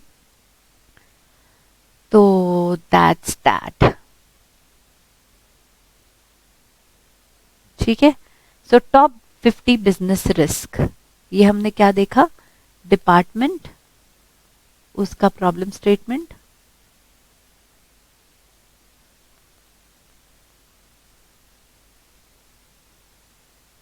And as a risk manager उसका सॉल्यूशन स्टेटमेंट। ये आपके पास 50 ऐसे चीजें हैं। Read every day. क्यों रीड करना है एवरी डे? क्योंकि आपका एक्यूमेन बढ़ता जाएगा कि अच्छा ये प्रॉब्लम हुआ तो ये हो सकता है, ये प्रॉब्लम हुआ तो वो हो सकता है, ये प्रॉब्लम के लिए ये सोल्यूशन है। तो ये आपका लिखने का तौर तरीका, आपके एक्शंस बहुत डिफाइन कर देंगे। मतलब सॉल्यूशंस जो है आपके, सॉल्यूशंस डिफाइन कर सकते हैं, ओके। मतलब एक्शंस आपके डिफाइन होंगे। Got it? चलिए, तो यहाँ तक के हमने चैप्टर 1 पार्ट 1 देखा। अभी नेक्स्ट इसमें हम केस स्टडीज देखेंगे। कौन से केस स्टडीज देखेंगे? ये वाले केस स्टडीज देखेंगे कि ये जो भी हमने अभी तक के देखा है, जैसे वहां पे लिखा था कंट्री रिस्क। कंट्री रिस्क मतलब क्या? जैसे एक ना पोर्टो रिको का रिस्क हो गया था। क्या रिस्क हो गया था? ये पोर्टो रिको ना it is a territory of US, हाँ, तो वो बैंकरप्ट हो गई। क्यों? क्योंकि due to low public funds. हाँ, तो फिर क्या हुआ कि आईएमएफ केम इनटू पिक्चर और उन्होंने उसको बचाया। अब ये कैसे हो गया था कि ये जो पोर्टो रिको का फाइनेंशियल क्राइसिस था, तो ये क्या हो गया कि मतलब एक लोन चुकाने के लिए दूसरा लोन, दूसरा लोन चुकाने के लिए तीसरा लोन, राइट? और लोग ना इसको छोड़ छोड़ के चले जा रहे थे। तो ये गवर्नमेंट के लिए इनसाइड मतलब कुछ रहा ही नहीं, राइट? एंड ये it was borrowing so heavily to keep itself afloat financially. तो एक, जैसे मैंने बताया कि they kind of for one debt old debt और एक डेट लेते गए। उसकी कंपनीज मूव आउट ऑफ हो गई अदर टैक्स हेवंस में। तो इसकी वजह से पोर्टो रिको बहुत ज्यादा वल्नरेबल हो गया। ओके, एंड दैट्स वाई धीरे धीरे ये जो वहाँ के लोकलाइट्स थे वो भी मूव होते गए टू द मेनलैंड। इसकी वजह से क्या हुआ कि रेवेन्यू रिसोर्स एकदम ड्राई हो गए, एकदम ही नीचे आ गए, और डेट पाइलअप हो गए। इतना पाइलअप हो गया कि इवन इफ पोर्टो रिको के बॉन्ड जो है कि they are exempt from federal, local and state taxes, despite of that कि उसका ग्रोथ रेट वो उठाया नहीं गया। देखिए, ट्रबल टर्शरी उसको बोलते हैं कि इतना सारा उसने लोन उठा के ले लिया, एक लोन के लिए दूसरा, दूसरे लोन के लिए तीसरा, तीसरा लोन के लिए चौथा, बट देन वो काम ही नहीं आया। क्यों? क्योंकि उसका पर कैपिटा बेसिस भी कम होते गया, उसका पॉपुलेशन भी प्लंज्ड ओवर फ्यू डिकेड्स, मतलब कहीं और चले गए उसके लोकलाइट। तो ये डेट जो अमेरिकन सिटीजन्स के थे, या फिर ये म्यूचुअल फंड्स या hedge funds respectively owned by American citizens थे, राइट? फिर क्या हुआ कि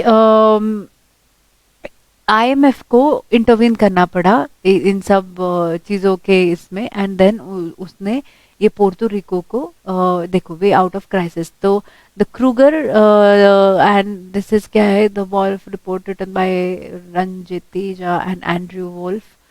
तो इन्होंने प्रपोजल दिया कि ये पोर्टो रिको के कैसे स्ट्रक्चरल रिफॉर्म करना है, ये क्या क्या करना है। फिजिकल रिफॉर्म हो गया, आपके इंस्टीट्यूशनल क्रेडिबिलिटी हो गया। तो ये सब कुछ करके उन्होंने वो पोर्टो रिको को आईएमएफ के बेला मतलब आईएमएफ ने उसको बेल आउट किया। तो ये ऐसा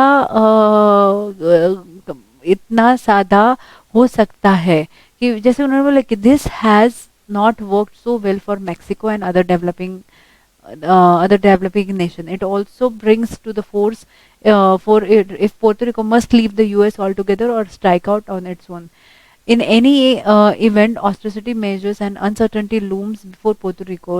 Latest update क्या था कि US Treasury Secretary Jack Lew visited Puerto Rico and emphasized that it was paramount that the House of Representatives come up with a plan to help Puerto Rico and come out of this current debt crisis. Talks are underway on the prioritization of creditors whose bond payments are due. समझ में आया? मतलब बोलना ये चाहता था, long story short, कि इतने सारे एक डेट के लिए दूसरा, दूसरे के लिए तीसरा, कंपनीज मूव हो गए अदर टैक्स हेवंस में, उनके लोकलाइट्स मूव हो गए। तो क्या हो गया, रेवेन्यू सोर्स सब ड्राई हो गए, मतलब रेवेन्यू ही नहीं मिल रहा ना, रेवेन्यू नहीं मिल रहा है, और ये पाइल अप होते जा रहा है डेट। जैसे जैसे पाइल अप होते जा रहा है, तो फिर आईएमएफ का बेल आउट उन्होंने किया। कैसे बेल आउट किया? रिफॉर्म्स डाले उन्होंने, अलग अलग स्ट्रक्चरल रिफॉर्म डाला, फिजिकल रिफॉर्म डाला, इंस्टीट्यूशनल क्रेडिबिलिटी बढ़ाया। तो ऐसे करके उसको बेल आउट किया। सेम चीज बैंक्रप्सी हो गई ग्रीस नाम की एक कंट्री है। 2008 से 2018 में ये बहुत बैंक्रप्ट हो गया। कैसे बैंक्रप्ट हो गया देखते हैं कि 2000 the Greek debt crisis is a dangerous amount of sovereign debt Greece own to the European Union. EU मतलब यूरोपियन यूनियन बिटवीन 2008 एंड 2018। तो 2008 में क्या हुआ कि जर्मनी एंड उसके बैंकर्स ने बहुत सारा पैसा लेंड कर दिया ग्रीस को। ओके, तो लेकिन 2010 में Greece said that it might default on its debt which would threaten the viability of the eurozone. To avoid this, EU lent enough, मतलब फिर से वही चीज, और एक उसको पैसा दिया गया, एक डेट चुकाने के लिए और एक डेट दिया गया, राइट, टू सस्टेन थ्रू. लेकिन 2017 में रिजल्ट क्या आए कि Greece ran a budget surplus of 0.8% only, economy grew 1.4%, unemployment sat at 22%, one third of Greece population lived below the poverty line, and GDP debt GDP ratio 182%, right. तो ये सब कुछ हो गया ग्रीस के साथ. सो इम्प्रूविंग हाउ ग्रीस, ये measures क्या क्या लिए कि रिफॉर्म कर दिए ग्रीस के पेंशन सिस्टम के लिए, मॉडर्नाइजेशन कर दिया फाइनेंशियल स्टैट्स एंड रिपोर्टिंग के लिए, एंड पब्लिक फाइनेंस कैसे इम्प्रूव किया गया, वो सब इन्होंने ये मेजर्स देखे. यूरोपियन यूनियन ने ये मेजर्स देखे कि ऑस्टेरिटी में, austerity measure, not atrocity, austerity measures eurozone, ये यूरोजोन डेट क्राइसिस में कैसे बाहर आने के लिए उन्होंने किया, राइट. तो ये होता है कोई भी एक कंट्री का. जैसे मैंने ये पोर्टोरिको का आपको दिखाया कि पोर्टोरिको भी गया, वैसे ग्रीस गया, और कैसे हम लोग, ये कंट्री रिस्क हो सकता है. अब चलते हैं आगे. बहुत सही, मेरा एकदम फेवरेट आपका एयर इंडिया. चलिए कौन सा लेते हैं, ये वाला, कोको कोला का केस लेते हैं. हाँ, अब ये कौन सा प्रॉब्लम हो गया, रेपुटेशन एंड कंप्लायंस रिस्क. हाँ, तो प्रोडक्ट रिकॉल हो गया. अभी कोको कोला का क्या हो गया, 1990 में बेल्जियम में उन्होंने क्या किया, सॉरी हाँ ब्रसेल्स में, ऑफ कोर्स बेल्जियम में ही, तो ब्रसेल्स उसकी एक सिटी है, तो वो ब्रसेल्स में उन्होंने कुछ 33 बच्चे थे एज बिटवीन 11 to 13, तो उन्होंने ये कोक कंज्यूम किया, और उसके इमीडिएटली बाद they complaint about headache, discomfort, dizziness and nauseatic feel हो रहा है, वोमिटिंग जैसा हो रहा है, राइट. तो ये उन्होंने ध्यान में आया कि ये कोक उन्होंने कंज्यूम किया था और उसके वजह से वो हुआ.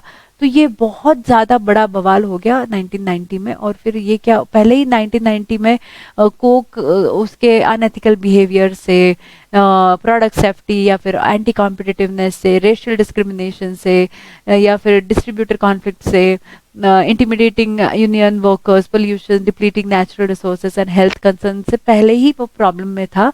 बट ऐसे होने के बाद ज़्यादा वो ये आ गया. तो इसका क्या इम्पैक्ट हुआ पता है आपको? इसका इम्पैक्ट ये हुआ कि उसको, कोका कोला को उसके बेल्जियन के इसमें से सेकेंड क्वार्टर का net income coming down by 21%, which was 942 million. समझ में आ रहा है कि ये एक इंसिडेंस के वजह से 21% का उसका नेट इनकम रिड्यूस हो गया सेकेंड क्वार्टर का, and it cost a big dent to its pocket like 942 million, right. So moreover, the entire operation of removing and destroying recalled product cost Coca-Cola Enterprise another 1.103 million, like मतलब dollars.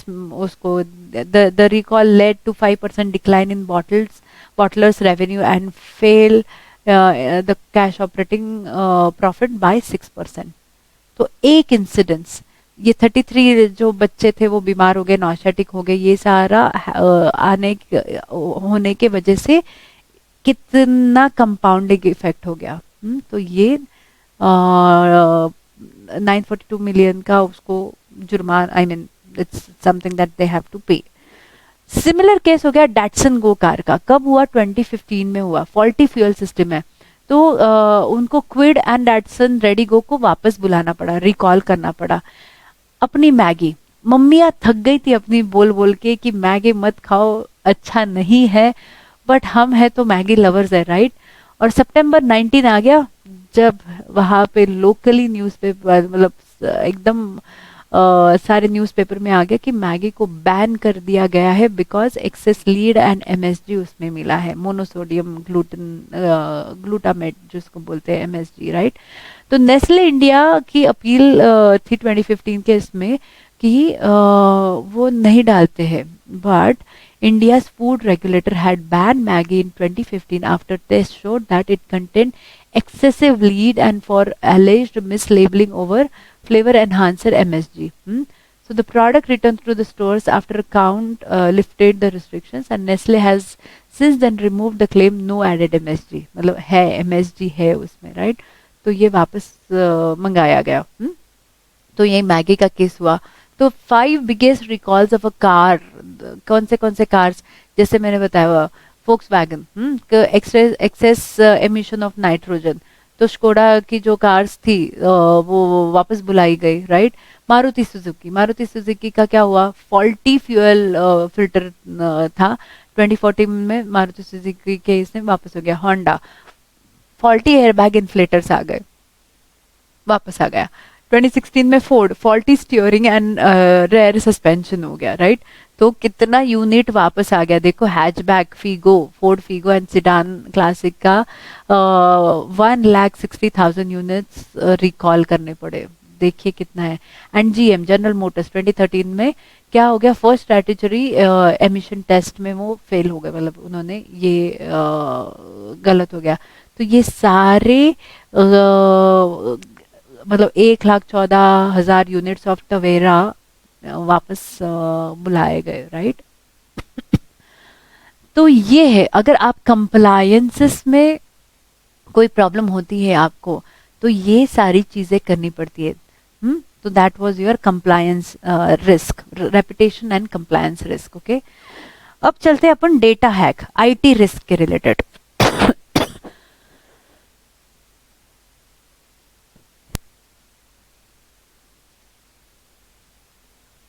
IT risk के related बहुत ज्यादा बवाल कब हुआ था पता है आपका? सबसे बड़ा बवाल कब हुआ था, जब फेसबुक का मार्क जकरबर्ग को बुलाया गया कि यार आपने डेटा मतलब जो प्राइवेसी है उसका आपने ये नहीं किया, राइट. तो ये मैंने नीचे ना आपका, you will get this video, I have added this video. यहाँ पे नहीं होगा शायद, कहीं, not sure if it is still there. नहीं, ठीक है, तो फिर मैं बताऊंगी. व्हाट्सएप का एक मैंने सेपरेट फेसबुक, ये हम देखेंगे. ये ना मार्क जकरबर्ग का answer the questions and address possibility of regulation, ये आप जाके देख लेना यूट्यूब पे. बहुत मेरा पर्सनल फेवरेट वीडियो है ये, कि कितने शांत तरीके से, कितना ऑर्गेनाइज, कितना सेंट्रल यू नो ऐसा ये रख के, विदाउट गेटिंग इनटू प्रेशर तो था ही, लेकिन कैसे अच्छे से उन्होंने आंसर किए रिगार्डिंग द डेटा लीकेज. अब ये क्या प्रॉब्लम है, डेटा लीकेज का क्या प्रॉब्लम हो गया? तो ना ये स्क्रैपिंग ऑफ इंफॉर्मेशन, मतलब क्या होता है कि जैसे आप अगर इंस्टाग्राम पे मैं रिसेंटली आई हूँ, तो इंस्टाग्राम पे क्या होता है कि दे आस्क यू कि आपके जो फेसबुक का जो भी डिटेल्स है मैं इंस्टाग्राम पे खींच लूँ क्या, राइट. तो ये खींचते वक्त, इंटरफेस करते वक्त स्क्रैपिंग ऑफ इंफॉर्मेशन हो जाती है. और ये खुद उन्होंने ही ये किया है कि कब की बात है ये, 2020 अप्रैल 2021, earlier this year, personal information of over 533 million Facebook users from 106 countries had been leaked online. ठीक है. और ये कब हुआ, ये कैम्ब्रिज एनालिटिका स्कैंडल भी हुआ उनके साथ 2018 में. कैम्ब्रिज एनालिटिका स्टैंडर्ड क्या था? कैम्ब्रिज एनालिटिका स्टैंडर्ड मतलब एनालिटिका का ये था कि ये यूके के जब क्या बोलते पॉलिटिक्स के रिलेटेड, या फिर उनके हम देखेंगे नीचे कि कैसे उनके पॉलिटिशियंस ने ये कैम्ब्रिज एनालिटिका का डेटा यूज करके उनके जो भी कैंपेन्स चलाने हैं, उनका जो भी ये करना है, तो वो कैसे हुआ देखो कि ब्रिटिश कंसल्टिंग फर्म था, तो ये पॉलिटिकल व्यू लेके उन्होंने कैसे कैसे स्कैंडल किया वो हम देखेंगे आगे. तो पहले ही कैम्ब्रिज एनालिटिका का प्रॉब्लम था, और प्लस अब वो बोल रहे हैं कि 533 मिलियन फेसबुक का यूजर का इंफॉर्मेशन लीक हुआ. कौन सा इंफॉर्मेशन? जैसे नाम, Facebook ID, address, phone numbers, email, ये इंफॉर्मेशन हैक हो गया. तो कैसे हैक हो गया? तो ये बोल रहे कि it relies on automated software to lift public information from the internet while scraping itself may not always be illegal. The manner in which the information was obtained in this case and later made available to online was a violation of Facebook's terms of services, right? तो ये security vulnerability मिली कि जैसे मैंने बताया, देखो Instagram पे कि जब कांटेक्ट इंपोर्ट कर रहे थे तो वो अटैकर ने वहां से एक्सेस कर लिए phone numbers, access name, Instagram handles and account ID numbers. तो ये बहुत ज़्यादा बड़ा इशू हुआ था। और आप देखना कि ये पर्टिकुलर वीडियो में जो बोल रही हूँ कि वो देखना कि कितना अच्छे से वो उसको आंसर करते हैं। अब कैम्ब्रिज एनालिटिका का क्या है कि ये एक ब्रिटिश कंसल्टिंग फर्म थी, राइट। तो ये क्या करती थी कि ये पॉलिटिकल एडवर्टीजमेंट करके यूज कर सकती थी कि वो देर एंड ये डेटा उन्होंने this is your digital life करके उन्होंने ये सारा डेटा मतलब आपके प्रेफरेंसेस लेके रखे थे, राइट। तो ये केस में उनको बहुत बड़ा ये मतलब दे हैव टू पे, देखिए 500K का fine to the UK information commissioner's office, क्योंकि उन्होंने ये डेटा एक्सपोज कर दिया कि जो रिस्क था, राइट। तो कैम्ब्रिज एनालिटिका ने चैप्टर 7 बैंक्रप्सी फाइल कर दिया उसके बाद में, ठीक है।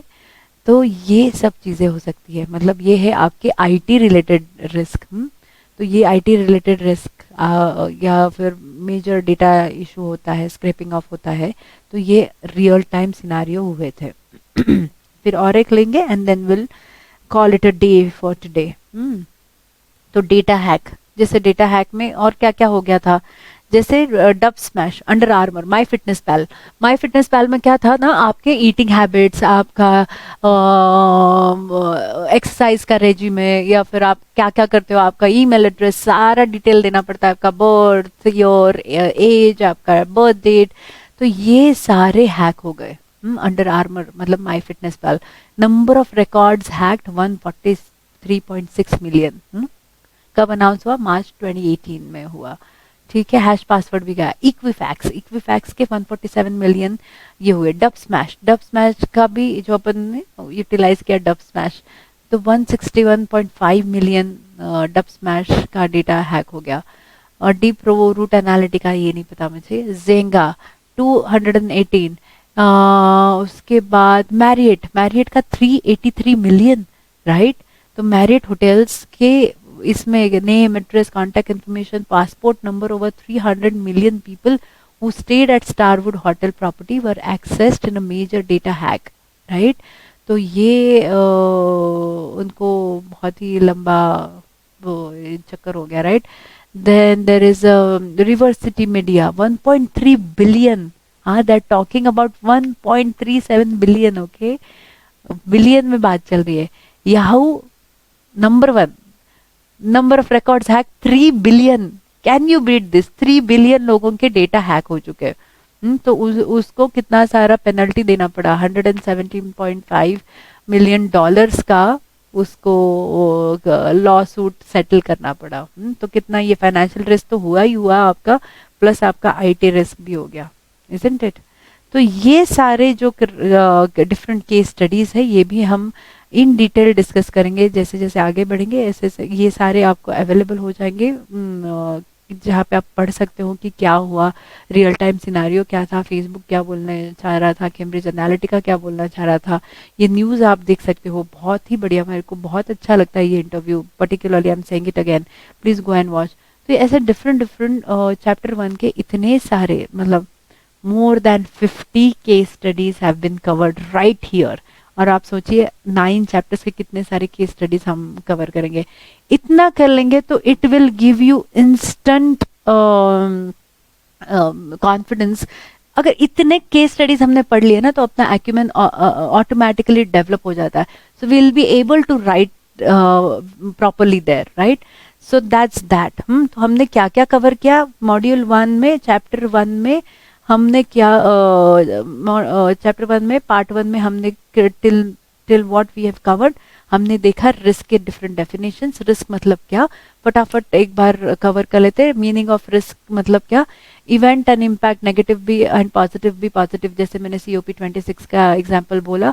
इंटरनल ऑडिट का गाइडलाइन क्या बोल रहा है कि ऑर्गेनाइजेशन के ऑब्जेक्टिव अगर इम्पेयर कर मतलब मीट नहीं कर पा रहे हो आप, तो उसको बोलते हैं रिस्क। रिस्क मैनेजमेंट मतलब क्या, reduce the likelihood and downsize the impact of what, gaining and losing of tangible value, है ना, tangible value. On whom and on what, on whom मतलब आपके एम्प्लॉयज, आपका प्रॉफिटेबिलिटी, आपके ऑन व्हाट मतलब आपके गुडविल पे, आपके फाइनेंस पे, आपके इमोशंस पे, आपके हेल्थ पे, right. So that's that. Reasons of risk हमने देखे कि क्या क्या रीजंस ऑफ रिस्क है। ग्लोबल इवेंट्स, आपके innovation, startup, disruption, robotics, price volatility, terrorism, black swan events. Black swan events देखे हमने कि ब्लैक स्वॉन मतलब क्या, 9/11 का अटैक हो गया, मतलब we don't have any control over such things. Outcome of risk जैसे ऊपर बताया कि gaining and losing of tangible value, the word important is tangible value. On what, on health, social status, emotion, finance, goodwill, on whom, employees, customers, strategy, objective and profit, right? Risk perceptions, risk, फिर हमने ये भी देखा कि risk perception मतलब क्या, हमने ये भी देखा कि रिस्क कल्चर एंड एटीट्यूड मतलब क्या, कि रिस्क परसेप्शन मतलब डिफरेंस ऑफ ओपिनियन, किस किस वजह से हो सकता है, किस किस बारे में हो सकता है, occurrences, impact and effect and time differences हो सकते हैं, राइट। फिर से ऐसे 315 क्या बोल रहा है कि सिग्निफिकेंट रिस्क मतलब क्या, राइट। सिग्निफिकेंट रिस्क मतलब ऐसे मटेरियल मिसस्टेटमेंट है आपके इसमें कि जिसके वजह से ऑडिटर को एक स्पेशल ऑडिट रिमार्क वाला मतलब स्पेशल ऑडिट रिमार्क डालना पड़ेगा, इसको बोलते हैं सिग्निफिकेंट रिस्क। तो सिग्निफिकेंट रिस्क फिर वो बोलते हैं कि ऐसे 315 डिफाइंस बिजनेस रिस्क। क्या बिजनेस रिस्क, ऐसे condition, events, action and inaction of what मतलब विच प्रिवेंट, हिंडर्स और fail to further growth of क्या मतलब इम्पेयर्ड क्या, ऑब्जेक्टिव्स अचीव करने को इम्पेयर करे। कौन से objective, faster, better, profitable, sustainable and climate changes, right. फिर हमने देखे डिफरेंट डेफिनेशंस, आईफैक क्या बोल रहा है, कोबिट क्या बोल रहा है, पॉल हॉपकिंस क्या बोल रहे हैं, ऑक्सफोर्ड क्या बोल रहा है, सीमा क्या बोल रहा है, राइट, बाजिल क्या बोल रहा है। तो इसके हमने डेफिनेशंस देखे। फिर हमने देखा फाइनेंशियल रिस्क। फाइनेंशियल रिस्क मतलब ऐसा रिस्क कि आपके cash flow is not adequate for meeting your financial obligation. इसके एग्जांपल्स क्या थे, यहाँ पे एग्जांपल्स दिए। इसके एग्जांपल्स थे कि आपका ROI लेस हो गया या फिर आपके प्रिंसिपल लॉस हो गया। तो टाइप्स ऑफ फाइनेंस रिस्क हमने देखे, ये हम डिटेल में इसके हर चैप्टर 1 पार्ट 2 वाले सीरीज में हम देखेंगे, इसका डिटेल केस स्टडीज देखेंगे। मार्केट रिस्क मतलब क्या, क्रेडिट रिस्क मतलब क्या, ऑपरेशंस मतलब क्या, राइट। तो ये है फाइनेंशियल रिस्क। फिर ये OHSAS हमने देखा, इसका कोई इतना ये नहीं है। फिर हमने सबसे इंपॉर्टेंट चीज देखी कॉर्पोरेट रिस्क। कॉर्पोरेट रिस्क मतलब डिफरेंट फंक्शंस ऑफ कॉर्पोरेट, क्या क्या डिपार्टमेंट हो सकते हैं और वो डिपार्टमेंट के रिलेटेड क्या क्या प्रॉब्लम स्टेटमेंट हो सकते हैं और वो प्रॉब्लम स्टेटमेंट का क्या क्या सोल्यूशंस हो सकते हैं, राइट। तो वो 50 सोल्यूशंस तो we will keep on reading. Plus हमने जो अभी 10-15 केस स्टडीज देखे, थोड़े से ही देखे, हमने देखा डेटा के रिलेटेड, हमने देखा कंट्री रिलेटेड, हमने और भी ऐसे रिस्क मतलब केस स्टडीज हमने देखने हैं जिसकी वजह से आपको और भी मतलब लिखने में आसानी होगी। जैसे कंप्लायंस रिस्क हमने देखा कि कंप्लायंस मतलब क्या, डैटसन गो को वापस बुलाया गया तो हैजार्ड हो गया, किसका, गुडविल का, रेपुटेशन का, राइट। तो ये सारे केस स्टडीज और ये सारा हम जितना ज्यादा पढ़ेंगे उतना ज्यादा हम अच्छे से लिख पाएंगे। So on that note my dear friends, I hope ये एक क्विक समरी आपको ध्यान में आ गई रहेगी। तो basis of that keep reading of these top 50 business risk, जो मैं उसका अटैच करूंगी ये वीडियो के साथ, तो you can keep reading about that. Case studies डालती रहूंगी। केस स्टडीज हम जितने ज़्यादा अगेन एंड अगेन ये रिएट्रेशन हो रहा है कि केस स्टडीज हम ज़्यादा से ज़्यादा करेंगे। तो एक बार कॉन्सेप्ट अंडरस्टैंडिंग हो गई। अब ये जितना भी कॉन्सेप्ट दिया है, यही कीवर्ड्स अगर आप आपके आंसर स्टेटमेंट में लिखते हो तो यू विल गेट अच्छे marks, right. It is like we are writing अपना ऑडिट का पेपर। हमें आता सब है, प्रैक्टिकली सब पता है, but choices of words is important, right. तो चॉइसेस ऑफ वर्ड्स क्या है, ये चॉइसेस ऑफ वर्ड्स जो मैंने आपको लिखवाए हैं ये हम यहाँ पे देख चुके हैं। तो ये यूटिलाइज करके हम चॉइसेस ऑफ वर्ड्स यूटिलाइज करके अच्छे सोल्यूशन स्टेटमेंट फॉर्म करेंगे. सो on that note, thank you so much guys for watching this video. So that was chapter 1 part 1, detailed discussion about risk, different cases about risk, different real time cases, different departments and their problem statement and solution statement. I hope it gives you some clarity. And on that note, if you have any questions, if you have any concerns, or you are not clear, or you have any suggestions, please feel free to get in touch with me. There is an address given below. Please feel free to write in there if I'm going too fast or too slow, or you need some more explanation about it. So I would be, I would be looking forward for your thoughtful comments on that, right? So जाते जाते खामोशी आप अब अभी समझ नहीं रहे, और मेरे पास कोई अल्फाज बचे नहीं, है ना? On that note, I will say goodbye, signing off. See you in the next video. Thank you so much. Have a great time ahead. Bye. Be safe. Take care of yourself. Thanks.